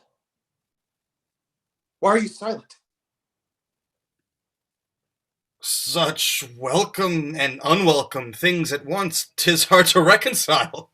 Enter Well, doctor. more anon. Comes the king forth, I pray you. Sir, there are a crew of wretched souls that stay his cure. Their malady convinces the great assay of art, that at his touch, such sanctity hath heaven given his hand, they presently amend. I thank you, doctor. What's the disease he means? Is called the evil, a most miraculous work in this good king, which often since my here remain in England, I have seen him do. How he solicits heaven himself best knows, but strangely visited people, all swollen and ulcerous, pitiful to the eye. The mere despair of surgery he cures, hanging a golden stamp about their necks, put on with holy prayers, and 'tis spoken to the succeeding royalty he leaves the healing benediction. With this strange virtue he hath a heavenly gift of prophecy, and sundry blessings hang about his throne that speak him full of grace. Enter Ross. See who comes here. My countryman, but yet I know him not. My ever gentle cousin, welcome hither. I know him now. Good God, betimes remove the means that make us strangers. Sir, Aman. Stand Scotland where it did. Alas, poor country, almost afraid to know itself. It cannot be called our mother, but our grave, and nothing but who knows nothing is once seen to smile, where sighs and groans and shrieks that rent the air are made, not marked. The violent sorrow seems a modern ecstasy. The dead men's knell is there scarce asked for who, and good men's lives expire before the flowers in their caps, dying or ere they're stricken. Oh, relation. Too nice, and yet too true. What's the newest grief? That in an hour's age doth hiss the speaker. Each minute teems a new one. How does my wife? Why? Well. And all my children? Well, too. The tyrants has not battered at their peace. No. They were well at peace when I did leave them.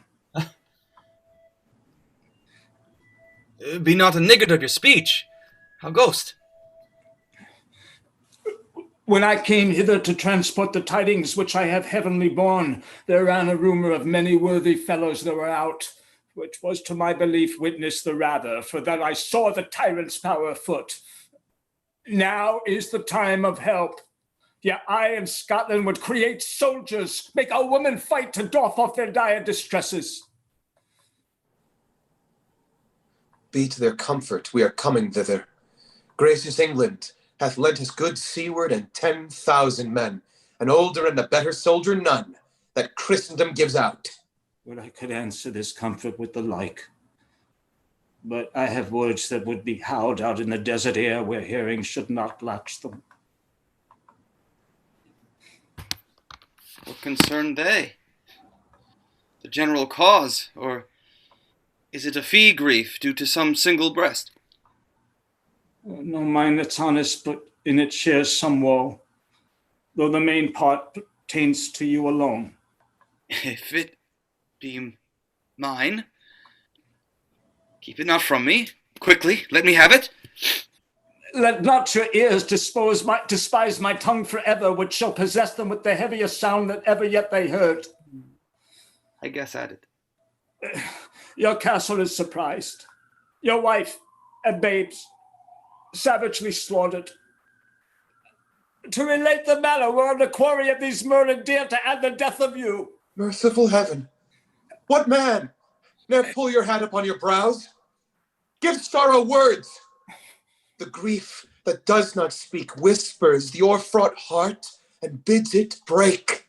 My children too? My wife, children, servants, all that could be found. And I must be from hence. My wife killed too? I have said. Be comforted. Let's make us medicines of our great revenge to cure this deadly grief. He has no children. All my pretty ones? Did you say all? Oh, Hellkite! All? What? All my pretty chickens? And the dam at one fell swoop? Dispute it like a man. I shall do so. But I must also feel it as a man. I cannot but remember such things that were most precious to me. Did heaven look on and would not take their part? Ah, sinful Macduff! They were all struck for thee.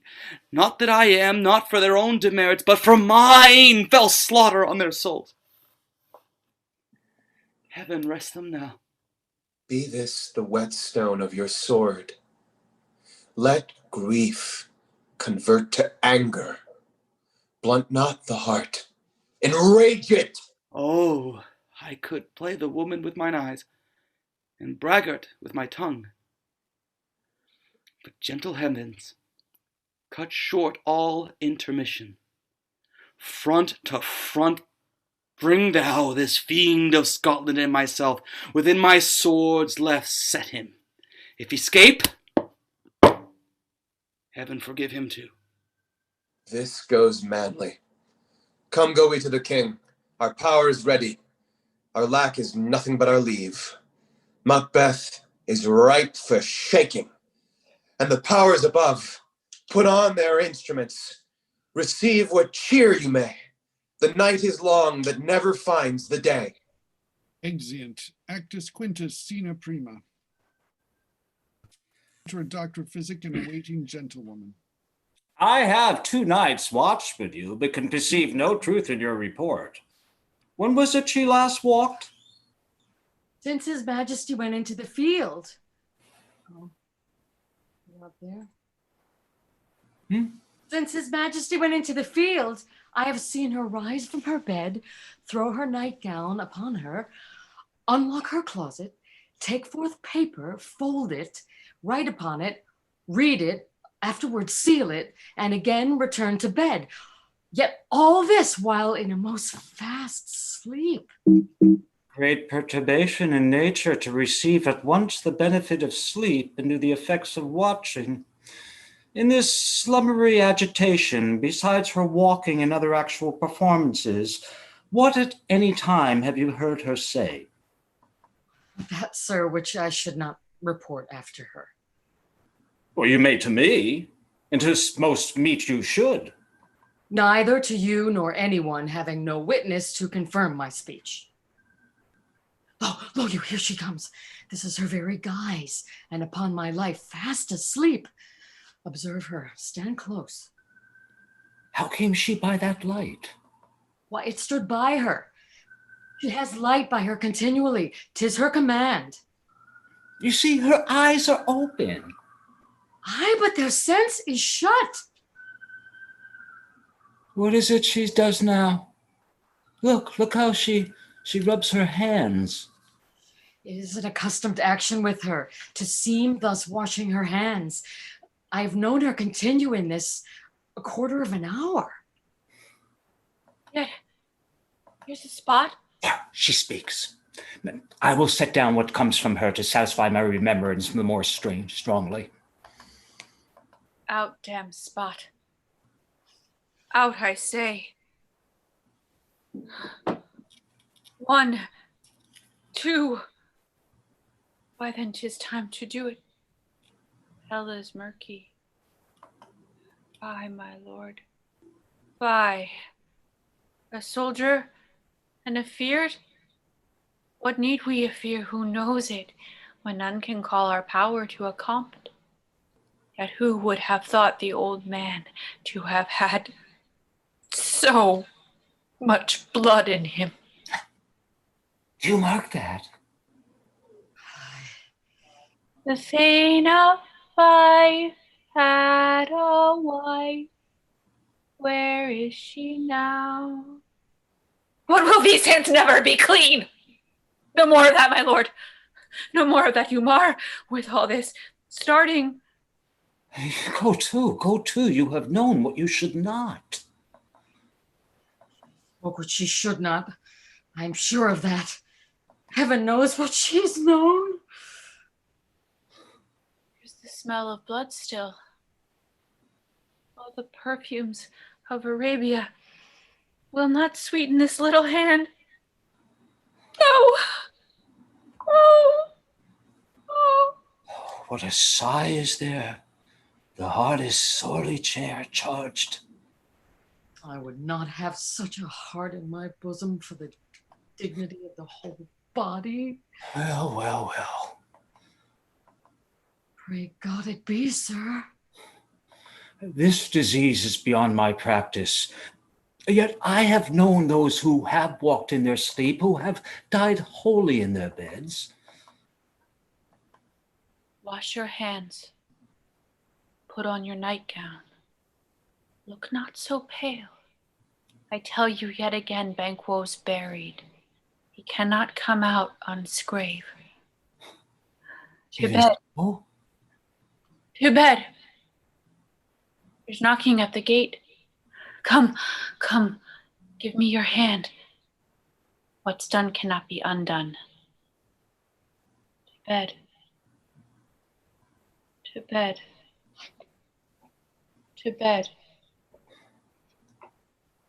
Will she go to bed now? Directly. Foul whisperings are abroad. Unnatural deeds do breed unnatural troubles. Infected minds to their deaf pillows will discharge their secrets. More need she the divine than the physician. Oh God forgive us all. Look after her. Remove from her the means of all annoyance, and still keep eyes upon her. So good night. My mind she has made it, and amazed my sight. I think, but dare not speak. Good night, good doctor. Exeunt. Scena Secunda, Drummond colors, enter Menteith, Caithness, Angus, Lennox, soldiers. The English power is near, led on by Malcolm, his uncle Seward, and the good Macduff. Revenge is burning them, for their dear causes would to the bleeding and the grim alarm excite the mortified man. Near Burnham Wood shall we well meet them. That way are they coming. Who knows if Donalbain be with his brother? So he is not. I have a file of all the gentry. There is Seward's son, and many unrough youths that even now protest their first of manhood. What does the tyrant? Great Dunsinane he strongly fortifies. Some say he's mad. Others that lesser hate him do call it valiant fury, but for certain he cannot buckle his distempered course within the belt of rule. Does he feel his secret murder sticking on his hands? Now minutely revolts upbraid his faith breach. Those he commands move only in command, nothing in love. Now does he feel his title hang loose about him like a giant's robe upon a dwarfish thief. Who then shall blame his pestered senses to recoil and start, when all that is within him does condemn itself for being there? Well, march we on, to give obedience where it is truly owed. Meet we the medicine of the sickly wheel, and with him pour we in our country's purge each drop of us. Or so much as it needs to do the sovereign flower and drown the weeds. Make we our march toward Burnham. Exeunt. Marching. Scene Tertia. Enter Macbeth, doctor, and attendants. Bring me no more reports. Let them fly all, till Burnham Wood remove from to Dunstlerbane. I cannot taint with fear. What's the boy Malcolm? Hath he not born of woman? Ah, the spirits that know all mortal consequences have pronounced me thus. Fear not, Macbeth. No man that's born of woman shall e'er have power upon thee. Then fly, false thanes, and mingle with the English epicures. The mind I sway by, and the heart I bear. I shall ne'er swag with doubt, nor shake with fear. Ah, enter devil, servant. Damn thee black, for thou cream-faced loon. Where godst thou with the goose like? There's 10,000. Geese villain? Soldiers, sir. Go prick thy face and o'erread thy fear with lily-livered boy. What soldiers, Patch? The death of thy soul, the linen cheeks of thine are counsel to fear. What? Soldiers, Wayface? The English force so please you. Take thy face thence. Satan, I'm sick at heart. When I behold Satan, I say, push will cheer me ere with this disease me now. I have lived long enough. No way of life is fallen in my seer, the yellow leaf, and that which should accompany old age as honor, love, obedience, troops of friends, I must not look to have, but in their stead, curses, not loud, but deep, mouth honor, breath, which the poor heart would fain deny and dare not. Satan! Enter Seaton. What's your gracious pleasure? What's the news, more? All is confirmed, my lord, which was reported.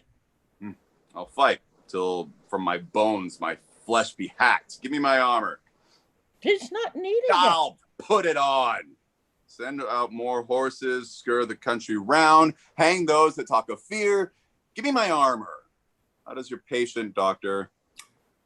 Not so sick, my lord, as she is troubled with thick-coming fancies that keep her from her rest. Cure of that. Can I not minister to a mind disease, pluck from the memory a rooted sorrow, raise up the written troubles of the brain, and with some sweet, oblivious antidote, cleanse the stuffed bosom, the peril stuff which weighs upon the heart? Therein the patient must minister to himself. Throw physic to the dogs, all none of it. Come, put on my armor. Give me my staff. Satan, send out. The doctor, the thanes fly from me. Come, sir, dispatch. Thou wouldst, doctor, cast the water of my land. Find her disease and purge it to a sound and pristine health. I would applaud thee to the very echo that should applaud again. Pull it off by say, what rhubarb, come, or what purgative dog, with the sour with these English hens. Hear'st them of them? Aye, my good lord, your royal preparation makes us hear something. I'll bring it after me. I will not be afeared of death or in vain till Burnham Forest come to Dunstlerbane. Ride from Dunstlerbane away and clear. Prophet again should nearly hardly draw me near. Exeunt. Scene quarta. Drums and colours. Enter Malcolm, Seward, Macduff, Seward's son, Menteith, Caithness, Angus, and soldiers marching. Cousins, I hope the days are near at hand, that chambers will be safe. We doubt it nothing. What wood is this before us? Wood of Vernon. Let every soldier hew him down a bough, and bear it before him. Thereby shall we shadow the numbers of our host, and make discovery Air and report of us. It shall be done. We learn no other, but the confident tyrant keeps still in Dunsinane and will endure our setting down before it. 'Tis his main hope, for where there is advantage to be given, both more and less have given him the revolt, and none serve with him but constrained things whose hearts are absent too. That our just censures attend the true event, and put we on the industrious soldiership. The time approaches that will with due decision make us know what we shall say we have and what we owe. Thoughts speculative, their unsure hopes relate, but certain issues, strokes must arbitrate, towards which advance the war. Exeunt marching. Scena Quinta, enter Macbeth, Seaton and soldiers with drum and colors. Hang out the banners on the outward walls. The cry is still they come. Our castle's strength will laugh at the siege to scorn. Here let them lie till famine and the ague eat them up. Were they not forced with those that should be ours, we might have met them dareful, beard to beard, and beat them backward home. What is that noise? It is the cry of women, my good lord. I've almost forgot the taste of fears.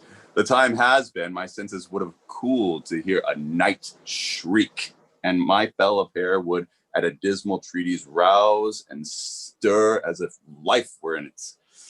I have supped full of horrors. Direness, familiar to my slaughterous thoughts, cannot at once start me. Wherefore was that cry? The queen, my lord, is dead. Well, she should have died hereafter. There would have been time for such a word tomorrow. And tomorrow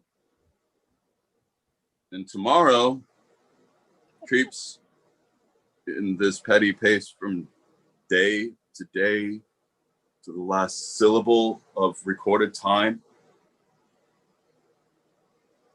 And all our yesterdays have lighted fools the way to dusty death.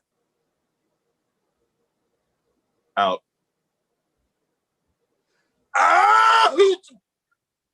Brief candle! Oh. Life is but walking shadow.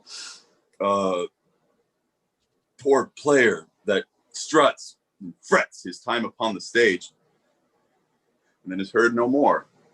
It is a tale told by an idiot, full of sound and fury, signifying nothing. Thou comest to use thy tongue, thy story, quickly. Gracious my lord, I should report that which I say I saw, but know not how to do it. Well, say, sir. As I did stand my watch upon the hill, I looked toward Burnham, and anon methought the wood began to move. Liar and slave! Let me endure your wrath, if it be not so. Within this 3 mile may you see it coming, I say, a moving grove. If thou speaks false, upon the next tree shalt thou hang alive till famine cling thee. If thy speech be sooth, I care not what thou dost for me as much. I pull in resolution and begin to doubt the equivocation of the fiend that lies the truth. Fear not, till Burnham wood do come to Dunsinane. Now a wood to come to Dunsinane. Arm, and out. If this which he avouches does appear, there is not flying hence nor tarrying here. And I to be aweary of the sun. Oh, I begin to be weary of the sun, and wish the estates of the world were now undone. Ring the alarm bell, blow, wind, come, rack. At least we'll die in the harness of our back. Exeunt, Scena Sexta, drum and colors, enter Malcolm, Seward, Macduff, and their arms. Now, near enough. Your levy screens throw down, and show like those you are. You worthy uncle shall with my cousin your right noble son lead our first battle. Worthy Macduff, and we shall take upon what else remains to do according to our order. Fare you well. Do we but find the tyrant's power tonight, let us be beaten if we cannot fight. Make all our trumpets speak! Give thee the breath, those clamorous harbingers of blood and death. Exeunt. Alarums continued. Scena septima. Enter Macbeth. Oh, they have tied me to a stake. I cannot fly, but bear-like I must fight the course. What's he that was not born of woman? Such a one I am to fear or none. Enter young Seward.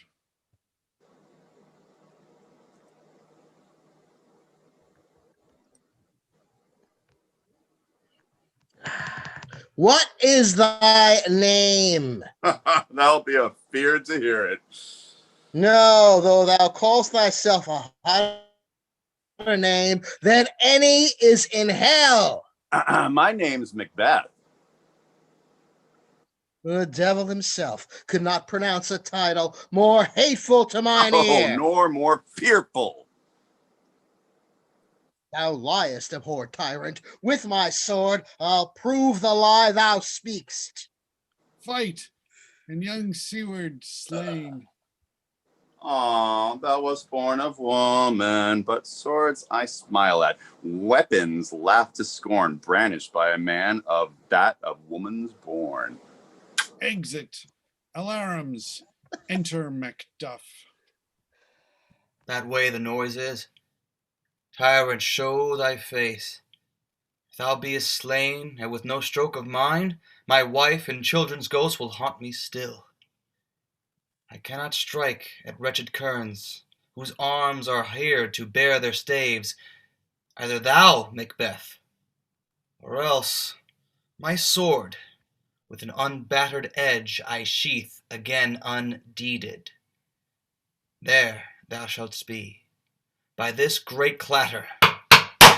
One of the greatest notes seems betrayed. Let me bid him fortune, and more I beg not. Exit. Alarums. Enter Malcolm and Seward. This way, my lord, the castle's greatly rendered. The tyrant's people on both sides do fight. The noble thanes do bravely in the war. The day almost itself professes yours, and little is to do. We have met with foes that strike beside us. Enter, sir, the castle. Exeunt. Alarum. Enter Macbeth. Oh, why should I play the Roman fool and die on mine own sword? Whilst I see lives, the gashes do better upon them. Enter Macduff. Turn, hellhound, turn. Of all men else I have avoided thee, but get thee back. Oh, my soul is too much charged with blood of thine already. I have no words. My voice is in my sword. Thou bloodier villain than terms can give thee out.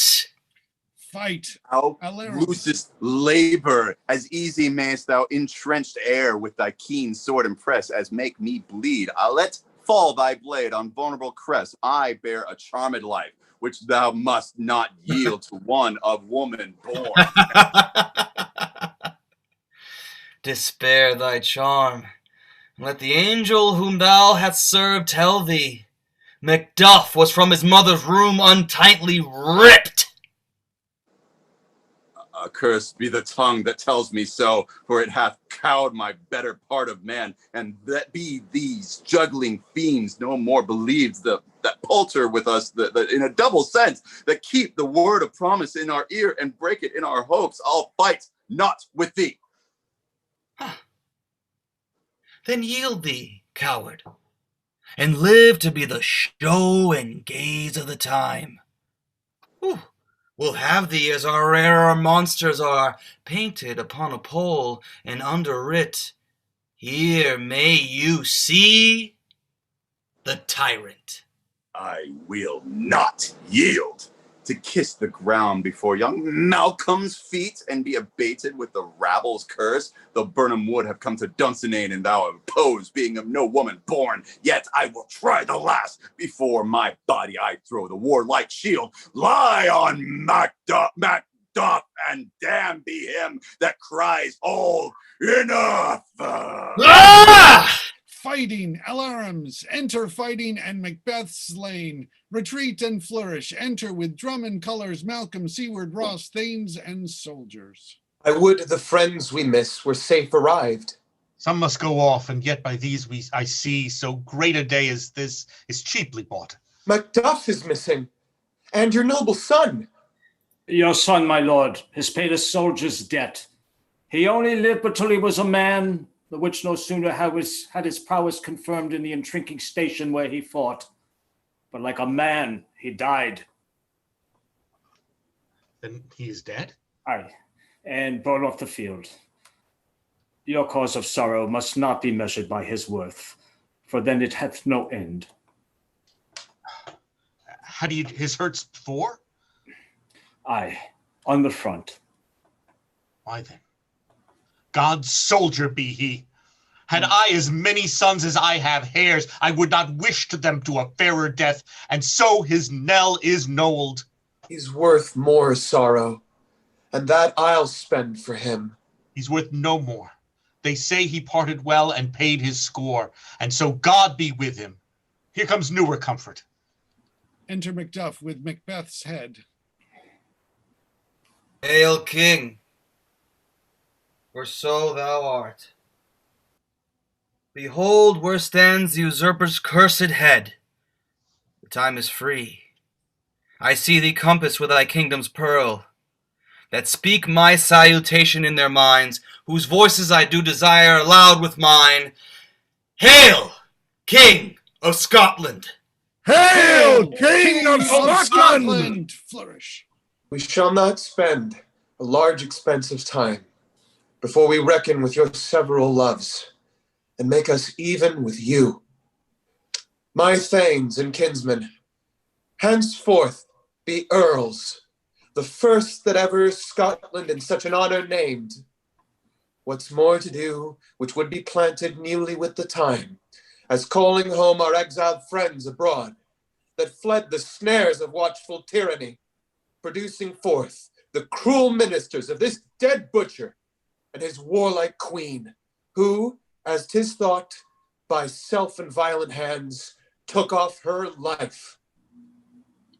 This, and what else, what needful else that calls upon us, by the grace of grace, we will perform in measure, in time and place.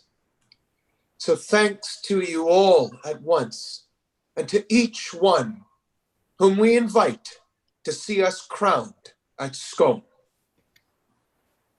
Flourish, exeunt omnes, fini. Thank you all very much. Well, I should well have taken done, off my everyone. hat like the rest of you. To hell with it. Oh, well. That was fun.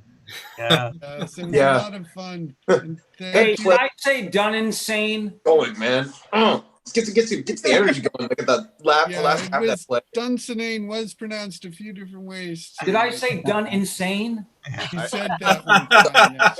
I thought I heard Donald Bane a few times. I think I said done insane. Yeah. Oh, I definitely made a few,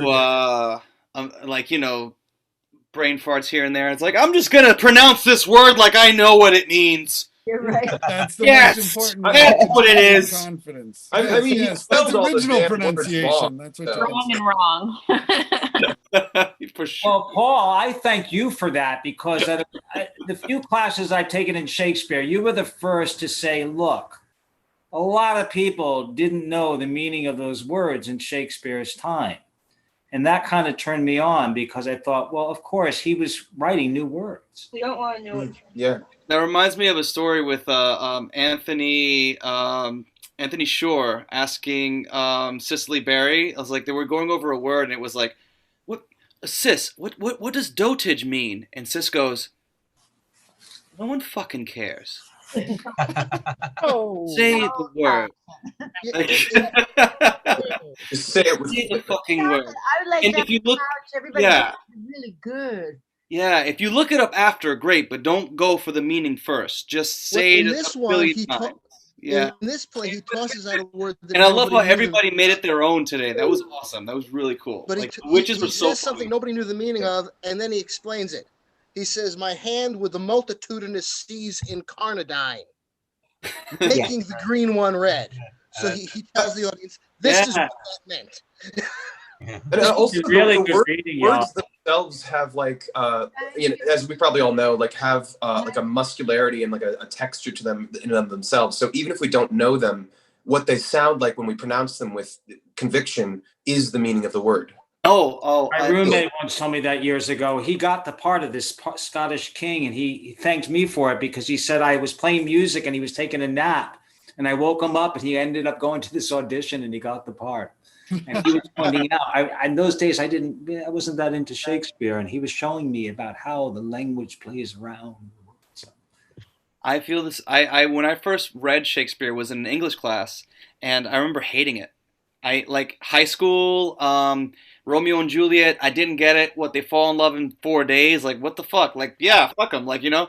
But like later on, I saw it performed, and that's when I was like, oh shit, this is really cool. It's just like it's not meant to be read. It's meant to be said out loud. I was like, oh, so to be heard. I first got hooked on Shakespeare. I heard it rather than read it. Yeah, that's meant to be. My high school library had all the old Cadman Shakespeare Recording Society records. I'm actually really curious. Well, I'm still got a few minutes. If what everyone's favorite line is, because I heard mine today, and it was like my favorite line. In my mind is that's a very heavy line. Yeah. What is it? What is it? What is it? Scorpions in my mind. Scorpions in my mind. That's a real. That's a real. See, whoever wrote this, Shakespeare, he obviously did research into magic, because for sure. If you ever talk to anybody who's had people have had bad trips, scorpions, and they're scorpions. I know this is a big deal. Yeah. My favorite one, and I think John, because you and Alana live together, or partners in real life. I think you said it perfectly, because this is a line that's only really said right if you've had like a long-term relationship. It's it was brilliant. It was like I hear it, by the way. Like that's my favorite line, because that's one of those lines, like, unless you're like in a long-term relationship, like, listen, I heard what you said. But I'm choosing not to address that right now, because that's a different thing. But for right now. And I find it so fascinating, because it's something written 500 years ago, and I can't picture. I'm picturing like like William and Anne Hathaway just like arguing about something trivial, and then he just, I hear it, by the way, but I don't like your mother-in-law either. But we gotta.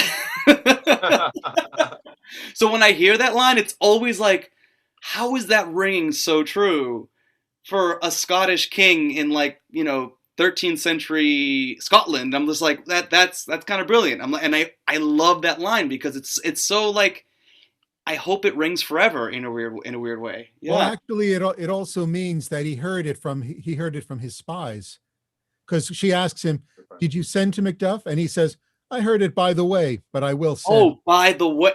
That's brilliant. That's see those little like connections that you make with it. Like, it means something to me, but then it means something else completely different to somebody else. That's like, yo, that's good writing, yo. This guy's good. Does anybody know that? Can we? Yeah, Bill guy. There's so many great lines in this play. Not my favorite line, but the line that really stuck out to me tonight was, "Alas, poor country, almost afraid to know itself." And I was like, "Oh, yes. Yes. Shakespeare." Along the same lines, Alana, "This push will cheer me ever, or deceit me now." You were asking about that really was like, I heard that like for real today, like right now, like from the strength of his illusion. What is it? I can't remember the line now. From the strength of his illusion will draw him into confusion. Here's my baby boy. Oh, heck of a line. "Thou comes to lose thy tongue, thy story quickly." Yes. Yeah, that rang for me today. I gotta tell you, I don't know if anyone else felt this way, but there were lines in Act 5 that was just resonated with the situation where we are. And I had one. Oh my God, yeah. Time approaches that will, with due decision, make us know what we shall say we have and what we owe. And I was like, oh. Well, I basically say all. I mean, are we still taping? Yes. Oh yeah. Probably. Yes, That's Keller's right. favorite line is, you all know security is mortal's chiefest enemy. That's it. He didn't know for the longest time, for many, many, many years,